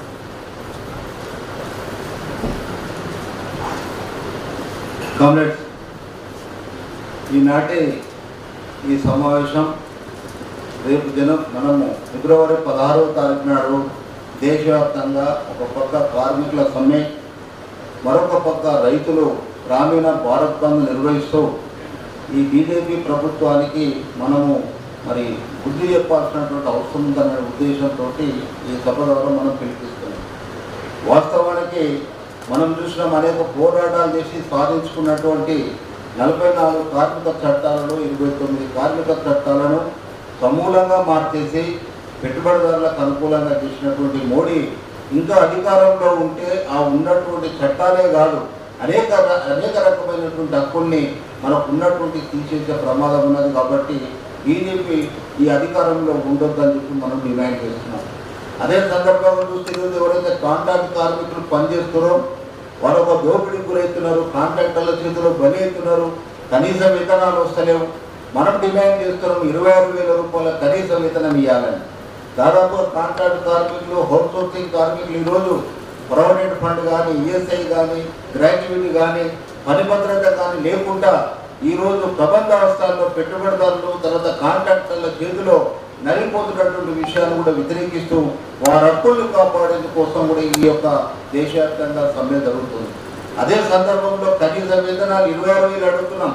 కానీ మరొక పక్క విపరీతంగా పెరుగుతున్నటువంటి ధరలు ఏవైతే ధరలు పెరిగినందువల్ల వేతనాలు ఎంత పెరిగినా మనకు తక్కువనే. కాబట్టి ధరల్ని తగ్గించాలని డీజిల్ మీద, పెట్రోల్ మీద, అదేవిధంగా గ్యాస్ మీద విపరీతంగా ధరలు పెంచి ప్రజలు నడ్డి విలువడుతున్నటువంటి మోడీ ప్రభుత్వానికి బుద్ధి చెప్పాలంటే తప్పనిసరిగా ఈ రోజు మనం జరిగేటువంటి ఏదైతే సమ్మె చేస్తున్నామో ఆ సమ్మెను విజయవంతం చేయాల్సినటువంటి అవసరం ఉన్నది. రైతులు అంటే మనమే, అన్నం పెట్టే రైతు, వాళ్ళు అనేక పోరాటాలు చేసి సాధించుకున్నటువంటి చట్టాలను వాటిని తీసేసి వారికి కనీస మద్దతు ధర కానీ, లేకపోతే పంట పండించడానికి గిట్టుబాటు ధర కానీ, అదేవిధంగా ఎరువులు, విత్తనాలు ఇవన్నీ కూడా ఏవి కూడా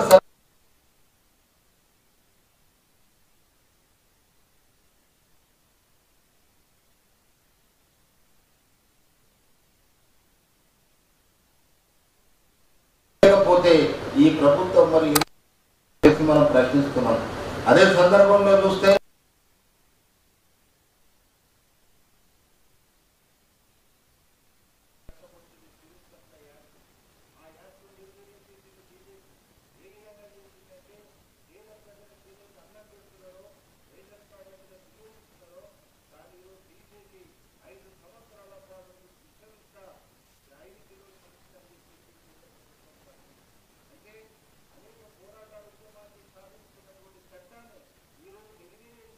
చట్టం లేదు అనేటువంటి పద్ధతిలో ఈ ప్రభుత్వం వివరిస్తున్నది. ఆ చట్టాలను కూడా కాపాడాల్సినటువంటి అవసరం ఉన్నది. ఆ విధంగా ప్రజలు, కార్మికులు, అదేవిధంగా రైతులు పెద్ద ఎత్తున ఇబ్బందులకు గురవుతున్నారు. దానిలో భాగంగానే మనం చూస్తున్నాం ఈరోజు ఆటో డ్రైవర్లు కానీ, ట్రాన్స్పోర్ట్ రంగంలో పనిచేసినటువంటి కార్మికులు వాళ్ళకు ఉన్నటువంటి పరిస్థితులు వాళ్ళు ఈరోజు రోడ్ల మీదకి వస్తున్నారు. అదేవిధంగా అమాలి కార్మికులు ఎవరైతే పనిచేస్తున్నారో వారు కూడా మరి బరువులు, కింటాల కొద్ది బరువులు ఒక మిషన్ లాగా పనిచేస్తున్నటువంటి వాళ్ళకు ఒక సమగ్రమైనటువంటి చట్టం కావాలని చెప్పేసి కూడా ఈ యొక్క సందర్భంగా మనం ఈ ప్రభుత్వాలను డిమాండ్ చేస్తున్నాం.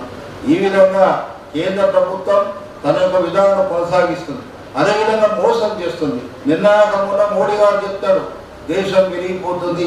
అదేవిధంగా 26,000 కోట్ల మంది కడు పేదలు మరి ధనవంతులయ్యారని చెప్పి ఆయన ప్రకటన చేస్తున్నాడు. 26,000 కోట్ల మంది కేవలం ఆయన వచ్చిన అధికారానికి వచ్చిన ఈ 10 సంవత్సరాల్లో 26,000 కోట్ల మంది ధనవంతులు అయ్యారని చెప్పేసి తప్పుడు ప్రచారం చేస్తున్నాడు. నిర్మలా సీతారామన్ గారు పార్లమెంట్ సాక్షిగా 50,000 అయిందని చెప్పి ఆమె చెప్పింది. ఒకవేళ అదే నిజమైతే ఈరోజు 80 కోట్ల మందికి ఈరోజు 5 కిలోల బియ్యం ఎందుకు ఇస్తున్నారు? మీరు గరీబ్ లేకపోతే, పేదరికం లేకపోతే, తిండి లేకపోతే వారికి ఇస్తున్నటువంటి బియ్యాన్ని ఒక పక్కనేమో కోటీశ్వరులని చెప్పి తప్పుడు ప్రచారం చేస్తూ బీజేపీ హయాంలోనే ఇన్ని ఏళ్ళ తర్వాత కూడా బీజేపీ హయాంలోనే దేశం ఎంతో అభివృద్ధి అని చెప్పడానికి ప్రయత్నం చేస్తున్నాడు. దాన్ని కూడా తీవ్రంగా ఖండిస్తున్నాం.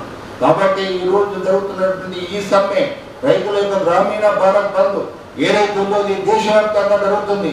దీంట్లో కార్మికులు, ప్రజలు, విద్యార్థులు, యువకులు, మేధావులు ప్రతి ఒక్కరు కూడా పాల్గొని దీన్ని విజయవంతం చేయాల్సినటువంటి అవసరం ఉంది. ఎందుకంటే ఈ దేశాన్ని మనం రక్షించుకోవాలి, ఈ దేశాన్ని కాపాడుకోవాలి.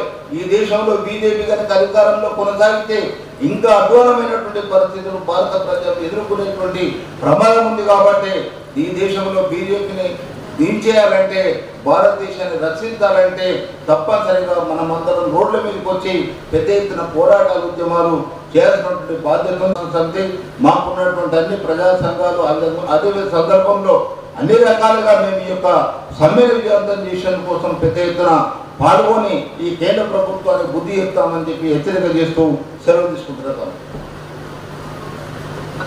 బాలరాజు గారికి సభ తరఫున ధన్యవాదాలు తెలియజేస్తా ఉన్నాం. ఇప్పుడు సిఐటియు రాష్ట్ర ప్రధాన కార్యదర్శి కమ్రేడ్ పాలడుగు భాస్కర్ గారిని మాట్లాడాల్సిందిగా కోరుతున్నాం.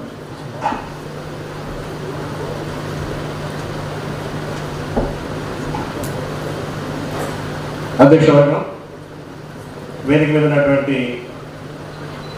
కేంద్ర రాష్ట్ర కార్మిక సంఘాల నాయకత్వం, ఆన్లైన్లో ఈ బహిరంగ సభ వీక్షిస్తున్నటువంటి సోదరులకి నమస్కారాలు. అనేక అంశాలు ఈ బహిరంగ సభ ద్వారా ఇప్పటికే మన నాయకత్వం మాట్లాడింది. ఫిబ్రవరి 16వ తారీఖున జరిగేటువంటి సమ్మె ఇది ఒక కార్మికులకో, రైతులకో, వ్యవసాయ కూలీలకో సంబంధించినటువంటి అంశాల మీద మాత్రమే జరగడం లేదు. ఈ సమ్మె భారతదేశంలో ఉన్నటువంటి ప్రతి పౌరుడు ఈ సమ్మెలో భాగస్వామ్యం కావాల్సినటువంటి అవసరం ఉంది. బీజేపీ అధికారంలోకి వచ్చిన తర్వాత ఎన్నికల ముందు ఏదైతే హామీలు ఇచ్చారో ఆ హామీలని అమలు చేయకుండా తొందరలో దక్కింది.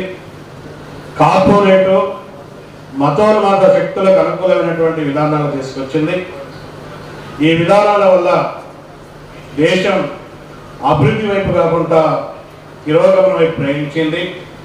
ఈ దేశంలో ఉన్నటువంటి కార్మికుల మీద దాడి, రైతాంగం మీద దాడి, కష్టజీవుల మీద దాడి, ప్రజల మీద దాడి, సమస్త వర్గాలకు వ్యతిరేకంగా బీజేపీ ఈ విధానాలు తీసుకొస్తూ కొంతమంది పెట్టుబడిదారుల యొక్క ప్రయోజనాల కోసం, ఆస్తులు కూడబెట్టడం కోసం మాత్రమే ఆ విధానాలు ఉపయోగపడ్డాయి.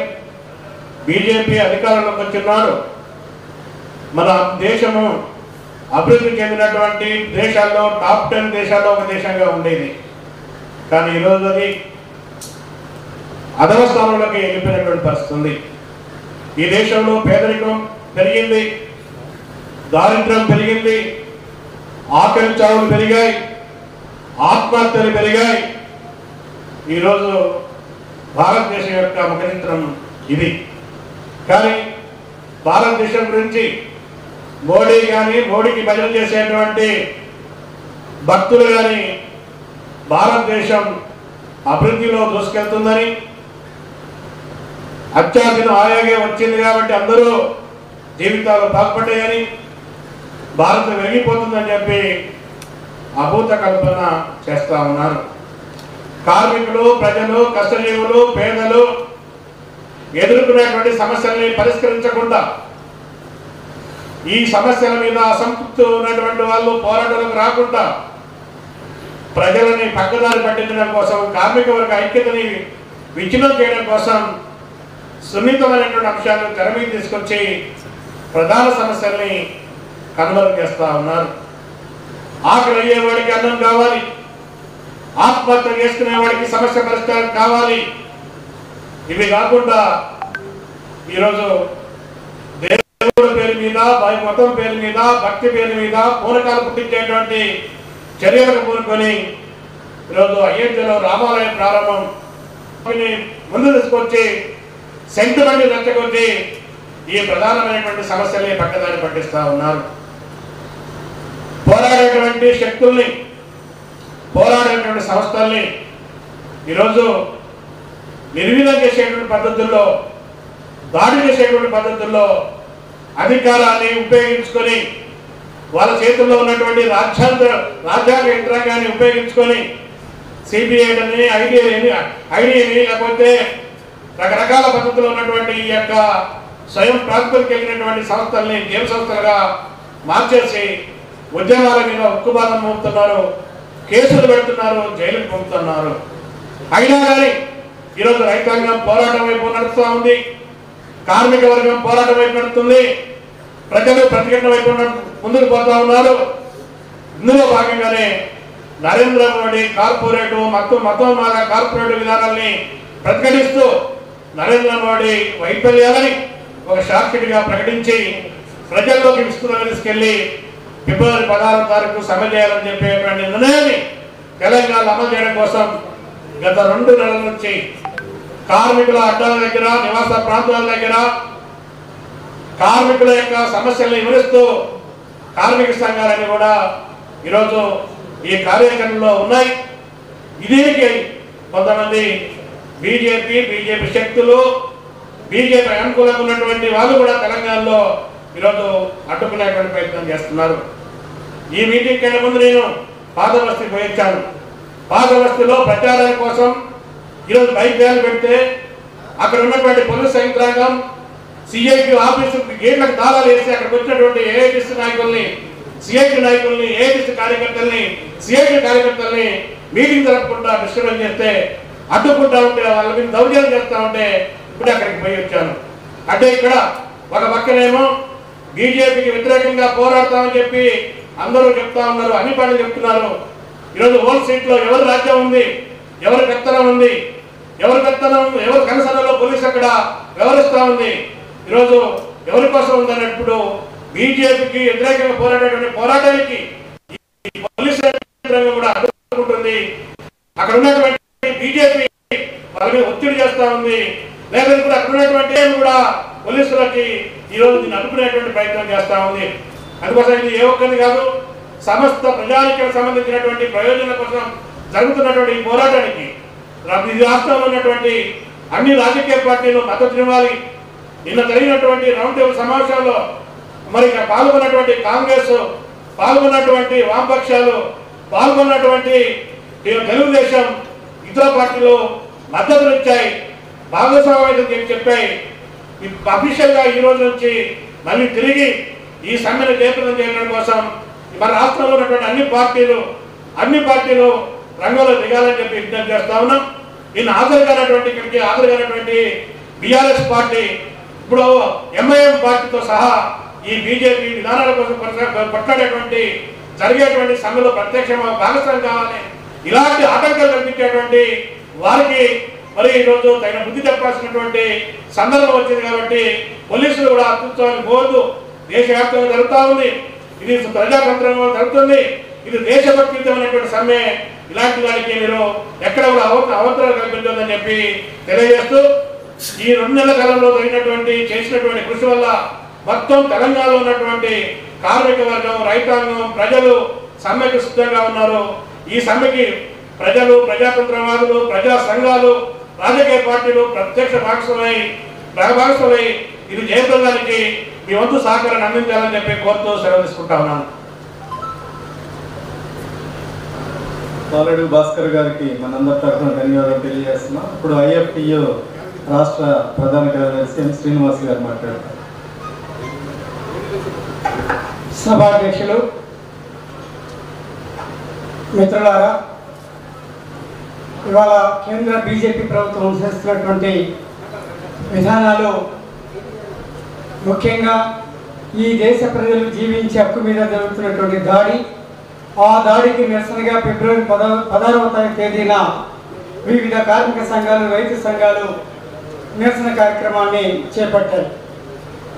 అంటే ఈ దేశ ప్రజలు జీవించే హక్కును నిరాకరించేటువంటి విధానాలతో ముందుకు వస్తున్నటువంటి బీజేపీ మానవ సమాజ పరిణామ క్రమంలో శ్రమ యొక్క పాత్రని, శ్రమశక్తి యొక్క పాత్రని నిరాకరించేటువంటి మతోన్మాద బీజేపీ విధానాలని మనం ప్రతిఘటించాల్సినటువంటి అవసరం ఉంది. ఎందుకు అనంటే ఇవాళ రైతాంగానికి సంబంధించి తీసుకొచ్చినటువంటి, అంటే రైతాంగం యొక్క హక్కుల్ని అమలు చేసే రీతిలో 3 నల్ల సాగు చట్టాలని ముందుకు తీసుకొచ్చింది. ఈ చట్టాలు స్థూలంగా దాని సారాంశం భూమి మీద రైతాంగానికి హక్కు లేకుండా నిరాకరించేటువంటి చట్టాలు అవి. అదేవిధంగా రైతాంగం పండించిన పంటకి కనీస మద్దతు ధరని నిరాకరించేటువంటి చట్టాలు అవి. అంతేకాదు ఇవాళ మొత్తం వ్యవసాయ రంగాన్ని కంపెనీ వ్యవసాయంగా మార్చడానికి, కార్పొరేట్ శక్తుల చేతుల్లో పెట్టడానికి వ్యవసాయ రంగాన్ని ఉద్దేశించినటువంటి చట్టాలు. ఆ చట్టాల వల్ల రైతాంగం జీవించే హక్కుకి ప్రమాదం ఏర్పడిందనేటువంటి విషయాన్ని మనం అర్థం చేసుకోవాలి. రెండో వైపున కార్మిక వర్గం వాళ్ళకున్నటువంటి అన్ని చట్టాలని రద్దు చేసి 4 లేబర్ కోడ్స్ను ముందు తీసుకురావడం అంటే కార్మికుల యొక్క మౌలిక హక్కుల్ని నిరాకరిస్తూ ప్రధానంగా వాళ్ళు జీవించే హక్కు మీద ఇది ప్రత్యక్షంగా దాడి అనేటువంటి విషయాన్ని మనం అర్థం చేసుకోవాలి. ఈ దేశ సంపదకి కీలకమైనటువంటి పాత్ర పోషిస్తూ ఇటు పారిశ్రామిక రంగాల్లో అటు వ్యవసాయ రంగాల్లో వాటి అభివృద్ధికి పురోగమనానికి దోహదపడుతున్నటువంటి అత్యంత కీలక పాత్ర పోషిస్తున్నటువంటి రైతాంగం కార్మిక వర్గం ఏదైతే ఉందో ఆ రైతాంగం కార్మిక వర్గం యొక్క హక్కుల్ని అమలు చేసే రీతిలో ఇవాళ కేంద్ర బీజేపీ అనుసరిస్తున్నటువంటి మతోన్మాద కార్పొరేట్ విధానాలు ఏవైతే ఉన్నాయో ఆ విధానాలని ప్రతిఘటించకుండా వాటిని నిలవరించకుండా వాటిని ఎనికి కొట్టకుండా ఈ దేశ ప్రజలు జీవించడానికి లేదా ఈ దేశ ప్రజల్లో అంతర్భాగమైనటువంటి రైతాంగం కార్మికులు ఎవరైతే ఉన్నారో వాళ్ళు జీవించే హక్కుని నిలబెట్టుకోవడానికి కాపాడుకోవడానికి అవకాశం ఉండదు అనేటువంటి విషయాన్ని మనం అర్థం చేసుకోవాలి.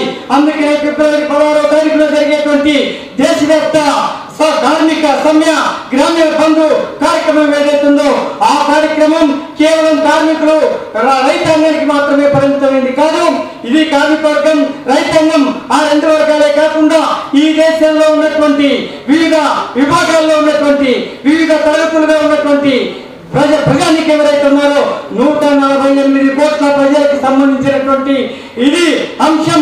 అందుకనే ఈ దేశ ప్రజలు జీవించే హక్కు నిలబెట్టుకోవడానికి ఈ దేశ ప్రజలందరూ కూడా రేపు 16వ తారీఖున జరిగేటువంటి సమ్మెలో భాగస్వామ్యం కావాల్సినటువంటి అవసరం ఉందని చెప్పి భారత కార్మిక సంఘాల సమైక్య ఐఎఫ్టియు తెలంగాణ రాష్ట్ర కమిటీ భావిస్తుంది. రేపు జరిగేటువంటి ఈ సమ్మెను విజయవంతం చేయడానికి ఐఎఫ్టియు శ్రేణులు ఐఎఫ్టియు అనుబంధ యూనియన్లన్నీ కూడా ఈ సమ్మెలో భాగస్వామ్యం అవుతాయని కీలక పాత్ర పోషిస్తాయని చెప్పి తెలియజేస్తూ 16వ తారీఖున జరిగేటువంటి సమ్మెని విజయవంతం చేయాలని చెప్పి కోరుకుంటూ ముగిస్తున్నాను. శ్రీనివాస్ గారికి ధన్యవాదాలు. ఇప్పుడు చివరిగా ఐఎన్టీయూసీ రాష్ట్ర ఉపాధ్యక్షులు విజయ్ కుమార్ యాదవ్ గారు మాట్లాడారు.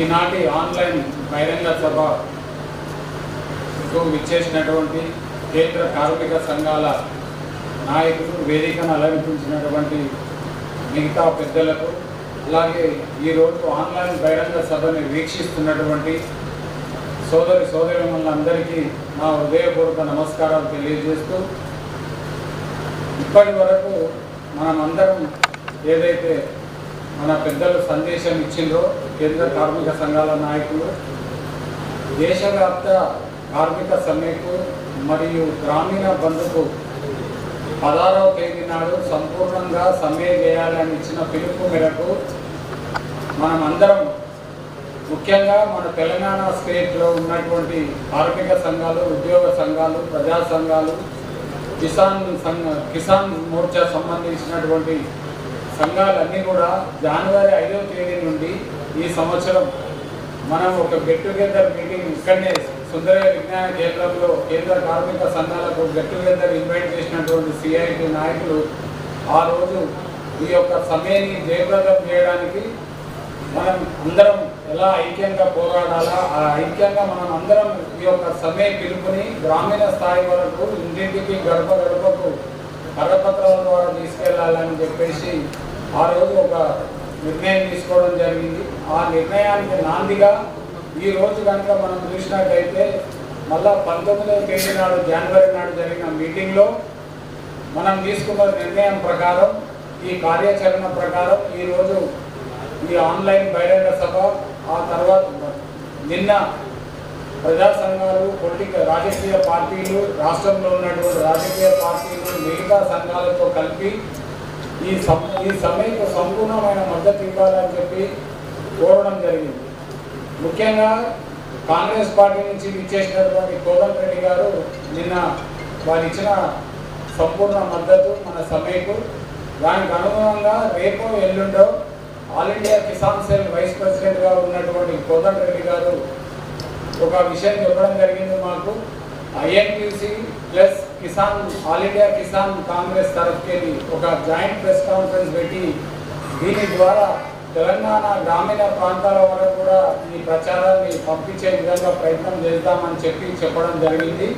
దానికి నాగన్న గౌడ్ గారు, నేను ఇంకా మిగతా మా సోదరులు కోదండరెడ్డి గారి ప్రెస్ కాన్ఫరెన్స్కి వెళ్ళడం జరుగుతుంది, రేపు కానీ ఎల్లుండి కానీ.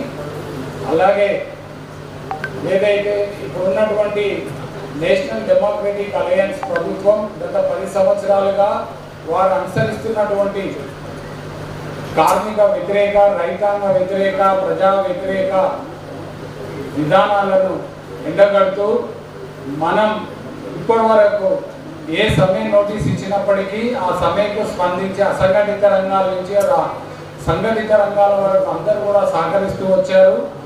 ఈసారి మాత్రం మనం గ్రామీణ బంద్ అనేసరికి గ్రామీణ బంద్ జరుగుతూనే దాని యొక్క ఎఫెక్ట్ రేపు రాబో 2 నెలల్లో జరగబో పార్లమెంట్ ఎన్నికల్లో ఒక మెసేజ్ మనం పంపించినట్టు అవుతుంది. ఈ 10 సంవత్సరాలుగా కనుక మనం చూసినట్లయితే వారి పరిపాలనలో, ఎన్డీఏ పరిపాలనలో దారిద్ర్య రేఖ కింద ఉన్న వారిని ఆకలి చావులు లేకుండా చూడడానికి అప్పటి యూపీఏ ప్రభుత్వం తెచ్చిన ఫుడ్ సెక్యూరిటీ బిల్ని నిర్వీర్యం చేయడానికి ప్రయత్నం చేస్తుంది.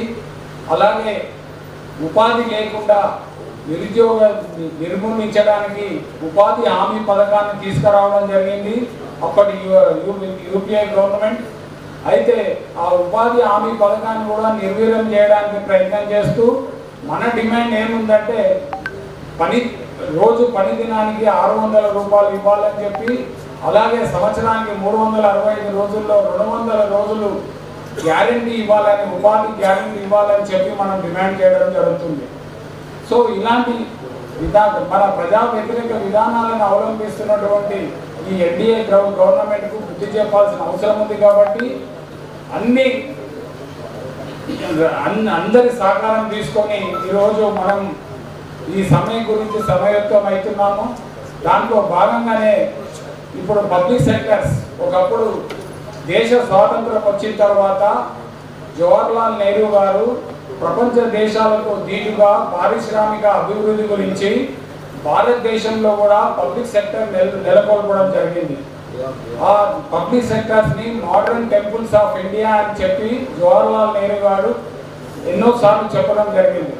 ఆ యొక్క మోడర్న్ టెంపుల్స్ ఆఫ్ ఇండియాని ఈరోజు మన ఎన్డీఏ ప్రభుత్వం అధినేత మోదీ గారు కార్పొరేట్ రంగాలకు ప్రైవేటీకరణ చేసి దారాదత్తం చేయడం, అలాగే సహజ వనరులు ఏవైతున్నాయో దేశంలో లభిస్తున్నటువంటి సహజ వనరులని, అలాగే దేశ సంపదని కొందరు పెట్టుబడిదారులకు దారాదత్తం చేస్తూ దారిద్ర్య రేఖ కింద ఉన్న ప్రజలని పైకి తేవడానికి ఏ కోశాన ప్రభుత్వం ప్రయత్నం చేస్తున్నది. కాబట్టి మనం ఈరోజు ఈ సమ్మె గురించి ఆన్లైన్లో వీక్షిస్తున్న అందరికీ కూడా నా యొక్క మనవి ఏంటంటే, ఇన్ని సంఘాలు, ఇన్ని ట్రేడ్ యూనియన్స్ కలిసి ఈరోజు కేంద్ర ప్రభుత్వ వైఫల్యాలని మీ ముందుకు తీసుకురావడం జరుగుతుంది. కాబట్టి వారికి రేపు పార్లమెంట్ ఎలక్షన్లో తగిన బుద్ధి చెప్పాల్సిందిగా కోరుతూ నాకు ఈ అవకాశం ఇచ్చిన మీ అందరికీ పేరు పేరున ధన్యవాదాలు తెలియజేస్తున్నాను.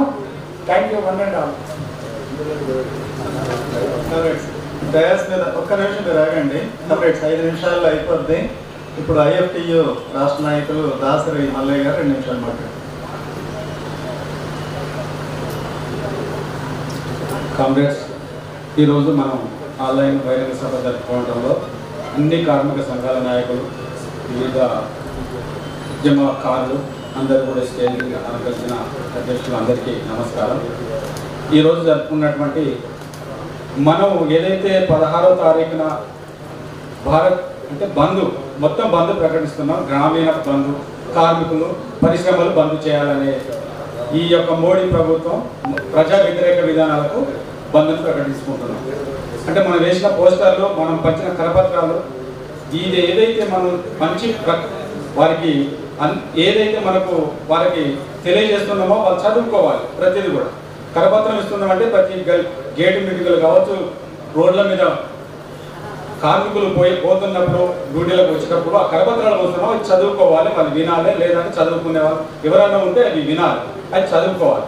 అంటే దీనికి ప్రతి కార్మికుడు కూడా ప్రతి ఒక్కరు కూడా ఈ దేశంలో చదువు అనేది ముఖ్యము. అంటే చదువుకుంటేనే ఆ అక్షరాలు మనం చేసినటువంటి ఆ కరపత్రాలు కానీ ప్రతిదీ కూడా చదువుకొని వారికి ఎందుకు ఇలా జరుగుతుంది, ఇది ఎంతవరకు వాస్తవం అవాస్తవం అనేది ఇది తెలియజేయడం కొరకే మనకు చదువు జ్ఞానంతోనే మనం ప్రశ్నించగలుగుతాం అనేది ఈ యొక్క భారతదేశంలో ఉండబడినటువంటి ప్రతి పౌరునికి కూడా మన భారతదేశంలో చదువు విజ్ఞానాన్ని ఇస్తుంది, చదువుకుంటే ప్రశ్నిస్తాడు. ఈ చదువు వల్లనే మనకు మనిషి అభివృద్ధి చెందుతాడు, ఆ చదువుతోనే ఉంటుంది. అంటే ఈ చదువు ఒకటి. ఈ విద్యను ఎందుకు దీన్ని కార్పొరేట్ శక్తులకు అప్పగిస్తున్నాడు? దేశంలో పాలించినటువంటి బీజేపీ ప్రభుత్వం, గతంలో ఉన్నటువంటి ప్రభుత్వాలు, రేపు రాబోయే ప్రభుత్వాలు కూడా చదువు అనేది విజ్ఞానాన్ని ఇస్తే, విజ్ఞానం వస్తే వాళ్ళు ప్రశ్నించే తత్వం అవుతుంది, వీళ్ళకి చదువు ఉండొద్దని గత ప్రభుత్వాలు చేసినాయి. రేపు రాబోయే రోజుల్లో కూడా ఏ ప్రభుత్వం వచ్చినా కూడా విద్యను ప్రతి ఒక్కరి సొత్తు కాదు, అది ప్రతి ఒక్కరికి విజ్ఞానాన్ని అందించడానికి ఉచిత విద్య ఎందుకు పెట్టలేకపోతున్నారు? ఖచ్చితంగా దేశంలో ప్రతి ఒక్కరు చదువుకుంటేనే విజ్ఞానం వస్తుంది, విజ్ఞానం వస్తేనే వాళ్ళు ఏ విధంగా మనకి ఎక్కడ అన్యాయం జరుగుతుందని ప్రశ్నించగలుగుతారు. ప్రశ్నించొద్దు అనే తత్వంతో విద్యను ఉచితంగా పెట్టలేకపోతున్నారు. దీన్ని అందరూ కూడా గొంతెత్తి ప్రతి ఒక్క యూనియన్గా, ప్రతి ఒక్క పార్టీగా, ప్రతి నాయకులు, ప్రతి వ్యక్తులు కూడా ఉచిత విద్యను పెట్టాలి. ఆ విద్య పెడితే ఇది దేశంలో అభివృద్ధి చెందడానికి దోహదపడుతుందని కూడా ప్రతి ఒక్కరికి కూడా నేను తెలియజేస్తున్నాను. అంటే ఆరోగ్యంగా ఉండాలి, చదువుకోవాలి, ఆరోగ్యంగా ఉండాలి. ఆ వైద్య కూడా కార్పొరేట్ శక్తిలో పెడుతుంది. అదే ప్రభుత్వం హాస్పిటల్ కూడా వాటికి కూడా ప్రత్యేకంగా ఉచితంగా పెట్టాలి. ఈ రెండు పెడితే సంక్షేమ పథకాలు పెట్టాల్సిన అవసరం లేదు, పని కల్పించాలి. వీటిలో మూలంగానే ప్రతి కార్మికుడు, ప్రతి పాలకులు ఎవరైనా సరే ఉచిత విద్యను, వైద్యను పెట్టుకుంటేనే ప్రతి దేశంలో ప్రతి ఒక్క కుటుంబం, ప్రతి ఒక్క పౌరుడు అభివృద్ధి చెందుతాడు. దీనికి ప్రతి ఒక్కరు దీన్ని పూనుకోవాలి. రేపు రాబోయే రోజుల్లో కూడా ఈ కేంద్ర ప్రభుత్వానికి వ్యతిరేకంగా రేపు ఎవరు వచ్చినా సరే, పరిపాలకులు ఎవరు వచ్చినా సరే, ఈ రెండింటిని ఖచ్చితంగా మనం ఇంప్లిమెంట్ చేయడానికి రేపు ఎలక్షన్లో మేనిఫెస్టోలో పెట్టాలన్నా కూడా ఇదే మనం ఖచ్చితంగా విద్య, వైద్యని కార్పొరేట్ శక్తులకు అప్పచెప్పుకుంటా ప్రతి పౌరుడికి ఉచితంగా అందించేలాగా చేస్తే ఏ సంక్షేమ పథకాలు వద్దు, అవసరం లేదు, ఉండవని కూడా ప్రతి ఒక్కరికి తెలియజేస్తూ ఈ చట్టాలను కూడా మేము గతంలో డాక్టర్ బాలగోపాల్ సార్ ఉన్న హయాంలోనే 2000 సంవత్సరంలో కార్మిక చట్టాల హక్కులు ఉన్న మూలంగానే రిట్రెచ్మెంట్కు మేము 10 సంవత్సరాలు ఉన్న చట్టాలను ఇంప్లిమెంట్ చేయలేక మేము లేబర్ కోర్టు తిరిగి, హైకోర్టుకు తిరిగి 10 సంవత్సరాలు పోరాటం చేసి అయినా కూడా మేము ఆ సారు స్వర్గస్థులు అయినాక రిట్రెచ్మెంట్ని దాన్ని లేబర్ కోర్టుకు వచ్చినాక దాన్ని ఒక కాంప్రమైజ్ చేసుకొని డ్యూటీకి ఎక్కినటువంటి పరిస్థితులు అప్పుడు ఆయంలో. అంటే చట్టాలు ఉన్నప్పుడే మేము ఆ విధంగా బాధపడ్డాము, అది జరగలేదంటే చట్టాలు లేని పరిస్థితుల్లో ఇప్పుడు ఏ విధంగా మనం ఎట్లా ముందుకు పోతాం, ఎంత సఫర్ అవుతామో ప్రతి కార్మికుడు, ప్రతి ఒక్క దేశ పౌరుడు కూడా ఇది ఒకటి ఆలోచించాలి. దీన్ని సత్యంగా మనం ఈ చట్టాలను సాధించుకోవాలంటే ఎప్పుడు 1926లో సాధించుకున్నటువంటి చట్టాలను ఈ రోజున ఇప్పుడు ఇలా తీసివేయడానికి పూనుకున్నాడంటే దీన్ని ఖచ్చితంగా మనం వ్యతిరేకించాలి. అన్నం పెట్టే రైతులు కూడా ఈ యొక్క కార్పొరేట్ శక్తులకు వ్యవసాయాన్ని అంటే చెప్పాలని కూడా దానికి ఈ కేంద్ర ప్రభుత్వం పూనుకుంది. ఈ దేశ పౌరుడిగా ప్రతి ఒక్కరికి హక్కుగా దీన్ని ప్రశ్నించాలి. దీనికి జరగబోయే ఫిబ్రవరి 16వ తారీఖున ప్రతి కార్మికుడు కూడా, ప్రతి పౌరుడు కూడా రోడ్డుకు ఎక్కాలి. వాళ్లకు మన సత్తా ఏందో చూపెట్టాలి. కేంద్ర ప్రభుత్వానికి రేపు జరగబోయే ఎన్నికల్లో అందరూ వ్యతిరేకంగా పోరాడాలి. దీన్ని వ్యతిరేకిస్తారని ప్రతి పౌరుడు కూడా ముందుకు రావాలని, ఈ 16వ తారీఖున విజయవంతం చేయాలని ప్రతి పౌరుడు కూడా తెలియజేస్తూ ఈ అవకాశం ఇచ్చిన పెద్దలందరికీ కూడా విజ్ఞప్తి చేస్తున్నాం. సోదరులారా, ఈరోజు కార్మిక సంఘాల రాష్ట్ర ఆన్లైన్ సభ 2 గంటల సేపు చాలా సుదీర్ఘంగా కొనసాగింది. మనకి 16వ తారీఖు సమ్మె, గ్రామీణ బంధు, రాజకీయ పార్టీల బంధు అన్నింటికి కలిపి 120 గంటల సమయం ఉన్నది. ఈ 5 రోజుల్ని సంపూర్ణంగా సద్వినియోగం చేసుకోవాల్సిన అవసరం ఉంది. మన రాష్ట్రంలో 33 జిల్లాలు, అదేవిధంగా 615 మండలాలు, దాదాపు 12,500 గ్రామ పంచాయతీలు, వీటన్నింటిలో గ్రామ స్థాయి దాకా పెద్ద ఎత్తున కార్మిక సంఘాల బాధ్యత సమ్మె నిర్వహించడం, అదేవిధంగా రైతు వ్యవసాయ కార్మిక సంఘాలు గ్రామీణ బంద్ని నిర్వహించడం, మొత్తం ప్రజా జీవనానికి బంద్కి సంబంధించిన బాధ్యత రాజకీయ పార్టీలు తీసుకోవాలని చెప్పి స్పష్టంగా పని విభజన చేసుకోవడం జరిగింది.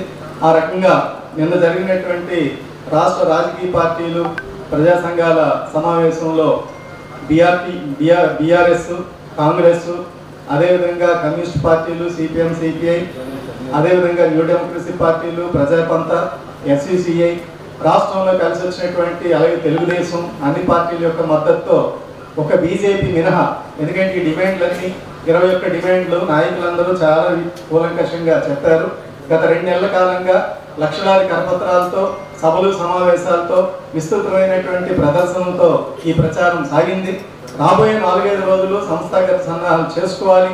ప్రతి కార్మికుడు, ప్రతి వ్యవసాయ కూలీ, రైతు, అదేవిధంగా ప్రభుత్వ రంగ సంస్థల ఉద్యోగులు అందరూ సమ్మెలో పాల్గొనే విధంగా ప్రయత్నం చేయాలి. ముఖ్యంగా ప్రభుత్వ రంగ సంస్థలు సింగరేణి నుంచి మొదలు పెట్టుకుంటే బిహెచ్ఏఎల్, హెచ్ఎంటీ, ఈసీఐఎల్, అలాగే బీడీఎల్, మిదాని, డిఫెన్స్ ల్యాబ్స్, వీటన్నిటితో పాటు మన రాష్ట్రంలో రవాణా టీఎస్ఆర్టీసీ పెద్ద ఎత్తున ఉన్నది. 56,000 మంది సిబ్బంది. అందులో ఒక సంఘం తప్ప మిగిలినటువంటి అన్ని యూనియన్లు కలిపి జాయింట్ యాక్షన్ కమిటీగా సమ్మెకు కూడా పిలిపించి ఆ రకంగా ప్రచారాన్ని నిర్వహిస్తా ఉన్నాయి. అందుకని తెలంగాణ రాష్ట్రంలో సకల జనులు రేపు బంద్లో, సమ్మెలో భాగస్వాములు కావాల్సినటువంటి అవసరం ఉన్నది. మండల గ్రామ స్థాయిలో చేసే కార్యక్రమాలు చేయాలి, సమ్మె చేసుకుంటూ అదేవిధంగా జిల్లా స్థాయిలో కూడా చేయాలి. హైదరాబాద్లో ప్రత్యేకించి రాష్ట్ర రాజధాని నగరంలో హైదరాబాద్లో ఉన్నటువంటి అన్ని కార్మిక సంఘాలు ఇప్పటికే సమావేశమై ఇందిరా పార్క్ వద్ద సమ్మె అనంతరం, సమ్మె ఉదయం 6 గంటల నుంచి జరిగింది, ఆర్టీసీ అయితే ముందే మొదలైంది, కానీ 11 గంటల తర్వాత సభ జరుగుతుంది. ఇది హైదరాబాదు కార్మిక సంఘాల నాయకత్వంలో ఆ రకంగా సన్నాహాలు జరుగుతూ ఉన్నాయి. రాష్ట్ర నాయకులు పాల్గొంటారు. అదేవిధంగా సమ్మె చేసిన తర్వాత ఇందిరా పార్క్కి చేరుకోవాల్సిన అవసరం ఉంటుంది. 12 గంటలకు అక్కడ సభ మొదలైంది. ఆ సభ 3 గంటల వరకు కొనసాగుతుంది. దాన్ని కూడా జయప్రదం చేయమని చెప్పి కోరుతా ఉన్నాం. ఏమైనా ఈ రోజు మనం 2 గంటల సేపు ఆన్లైన్ అనుకున్నాం. ఆ రకంగా ఈ ఆన్లైన్ సుదీర్ఘంగా నిర్విరామంగా జరిగింది. మిగిలినటువంటి సమయాన్ని ఈ సభ యొక్క సందేశాన్ని కింది దాకా తీసుకెళ్లాల్సినటువంటి అవసరం ఉన్నది. చివరగా మొత్తం వందన సమర్పణ సందర్భంలో నేను చెప్పేది, బీజేపీ ఈ రోజు చేస్తున్నటువంటి దాడి ఏదైతే ఉన్నదో చాలా ఎదురు దాడి చేస్తా ఉన్నది. దేశంలో దాదాపు 17 లక్షల ప్రభుత్వ ఖాళీలు ఉన్నాయి, వాటిని నింపుతా లేదు. కానీ అనేక రాష్ట్రాల్లో రాష్ట్ర ప్రభుత్వాలు ఏం చేయట్లేదనే వాదనని ముందుకు తెస్తా ఉన్నది. ఈరోజు ఆహార వస్తువుల మీద జిఎస్టీ ప్రకటించింది, ప్రజలు వాడేటటువంటి మందుల మీద జిఎస్టీ విధిస్తా ఉన్నది. అలాగే మన ప్రభుత్వ రంగాన్ని గుల్ల చేస్తా ఉన్నది. ఇటీవల పార్లమెంట్లో చాలా దూకుడుగా, దుర్మార్గంగా ప్రధానమంత్రి చరిత్రకి భిన్నంగా మాట్లాడడం జరిగింది. ఇందాక ఐఎన్టీసీ నాయకులు చెప్తా ఉన్నారు, ప్రభుత్వ రంగం అంటే 1955-70 కాలంలో భారతదేశంలో నెలకొల్పబడ్డాయి. ప్రభుత్వ రంగంను మొదలుపెట్టినటువంటి నెహ్రూ ప్రభుత్వాన్ని ఇప్పుడు మొన్న ఏం చెప్తున్నారంటే ఎంటీఎన్ఎల్, బిఎస్ఎన్ఎల్ ఇవన్నీ కాంగ్రెస్ హయాంలో ప్రైవేటీకరణ జరిగిందని. అసలు ఎల్ఐసికి ప్రైవేటీకరణ అంకురార్పణ చేసిందే వాజ్పేయి గారు. 1999లో ఎంటీఎన్ఎల్ ప్రైవేటీకరణకి ముందు బిల్లు తెచ్చింది వారు. అందుకని వాదా వీరే అనే పాయింట్ కాదు. గత 10 ఏళ్లలో మీరు చేసింది ఏమిటి? 2014లో మీరు అభివృద్ధి అన్నారు, ఆ నినాదం ఏమైంది? 2019లో మీరు ఏం చెప్పి అవన్నీ చేసారా లేదా అనే ప్రాతిపదికన 2019 ఎన్నికలు జరగలేదు. 2019లో కూడా పుల్వామా అంటే పక్కన ఉన్నటువంటి బోర్డర్ సమస్యలు ముందుకు తెచ్చి పాకిస్తాన్ బూచిని ముందుకు చూపించి ఆ రకంగా మన సైన్యం ఏం చేస్తా ఉన్నది, ఆ సైన్యాన్ని కంట్రోల్ చేస్తున్నటువంటి మీ కేంద్ర ప్రభుత్వం ఏం చేస్తా ఉంది అవి చెప్పట్లేదు. కరోనా వైఫల్యాలు చెప్పట్లేదు. కరోనాని సమర్థవంతంగా ఎదుర్కొన్నామని నిన్న కూడా మోడీ గారు మాట్లాడుతూ ఉన్నారు. ఇందాక నాయకులు చెప్పినట్టు కరోనాకి శాస్త్రీయమైనటువంటి వైద్యం లేదు, తిండి తిప్పలు ఉండాలి, వాటికి దిక్కు మొక్కు లేదు. ఇప్పటికీ భారతదేశంలో 12 కోట్ల మంది నిరుద్యోగులు ఉన్నారు, 12 కోట్ల మంది ఉపాధి కోల్పోయారు ఈ బీజేపీ వచ్చిన తర్వాత. మోడీ గారు చెప్పిన నినాదం ఏంటి? ఏడాదికి 2 కోట్ల ఉద్యోగాలు అని చెప్పి 20 కోట్లు ఇవ్వాలి. 20 కోట్లు ఇవ్వలేదు సరి కదా, ఇప్పుడు 12 కోట్ల మంది ఉపాధి కోల్పోయి ఉన్నారు. వాళ్ళ సంగతి మనం ఏం చెప్తాం? ఈ రోజు 26,000 రూపాయలు కనీస వేతనం మేము అడుగుతా ఉన్నాం. రిటైర్ అయినటువంటి వాళ్ళు కనీస పెన్షన్ 10,000 అడుగుతా ఉన్నాం. నువ్వు చెప్తున్నది ఏమిటి? 172 రూపాయలతో బతకమని చెప్తున్నావు. ఇందాక మా యూసఫ్ గారు మాట్లాడుతూ ఆ మాట చెప్పుకున్నాడు. అందుకని నువ్వు 6,000తో బతకమంటున్నావు, మేము 26,000 వస్తే తప్ప బతకలేదని చెప్పేసి చెప్తా ఉన్నాం. అందుకని ఈ రోజు చేస్తున్నటువంటి దేశభక్తియుత సమ్మె ఏదైతే ఉన్నదో 120 కోట్ల మంది ప్రజల యొక్క అస్తిత్వం, 121 కోట్ల మంది హక్కులకు సంబంధించి మేము మాట్లాడుతాం. నువ్వేం చెప్తున్నావు? నువ్వు భావోద్వేగాల మీద రాజ్యాన్ని నడపాలని చెప్పేసి చూస్తా ఉన్నావు. నరేంద్ర మోడీ గారు 3వసారి ప్రధానమంత్రి కావడం కాదు, 2047 దాకా మేమే పవర్లో ఉండాలని చెప్తా ఉన్నారు. ఎందుకని? అప్పటికి 100 ఏళ్ళు అయింది భారతదేశానికి స్వాతంత్రం వచ్చి. ఈ 10 ఏళ్ల కాలంలో 20 ఏళ్ళు వెనక్కి నెట్టింది బీజేపీ ప్రభుత్వం దేశం యొక్క అభివృద్ధిని. మీరేం చెప్తున్నారు? బుడ్డ దేశాలన్నింటి ముందుకు చూపి ప్రపంచంలో 4వ ఆర్థిక వ్యవస్థ 3వ ఆర్థిక వ్యవస్థ అని చెప్పి పోజులు పడుతూ ఉన్నారు. ఈ రోజు మీరు చెప్పేవన్నీ పచ్చి అబద్ధాలు. పార్లమెంట్ సాక్షిగా మీరు అబద్ధాలు చెప్తా ఉన్నారు. ప్రభుత్వ రంగాన్ని ధ్వంసం చేస్తా ఉన్నారు. కొత్త ఉద్యోగాలు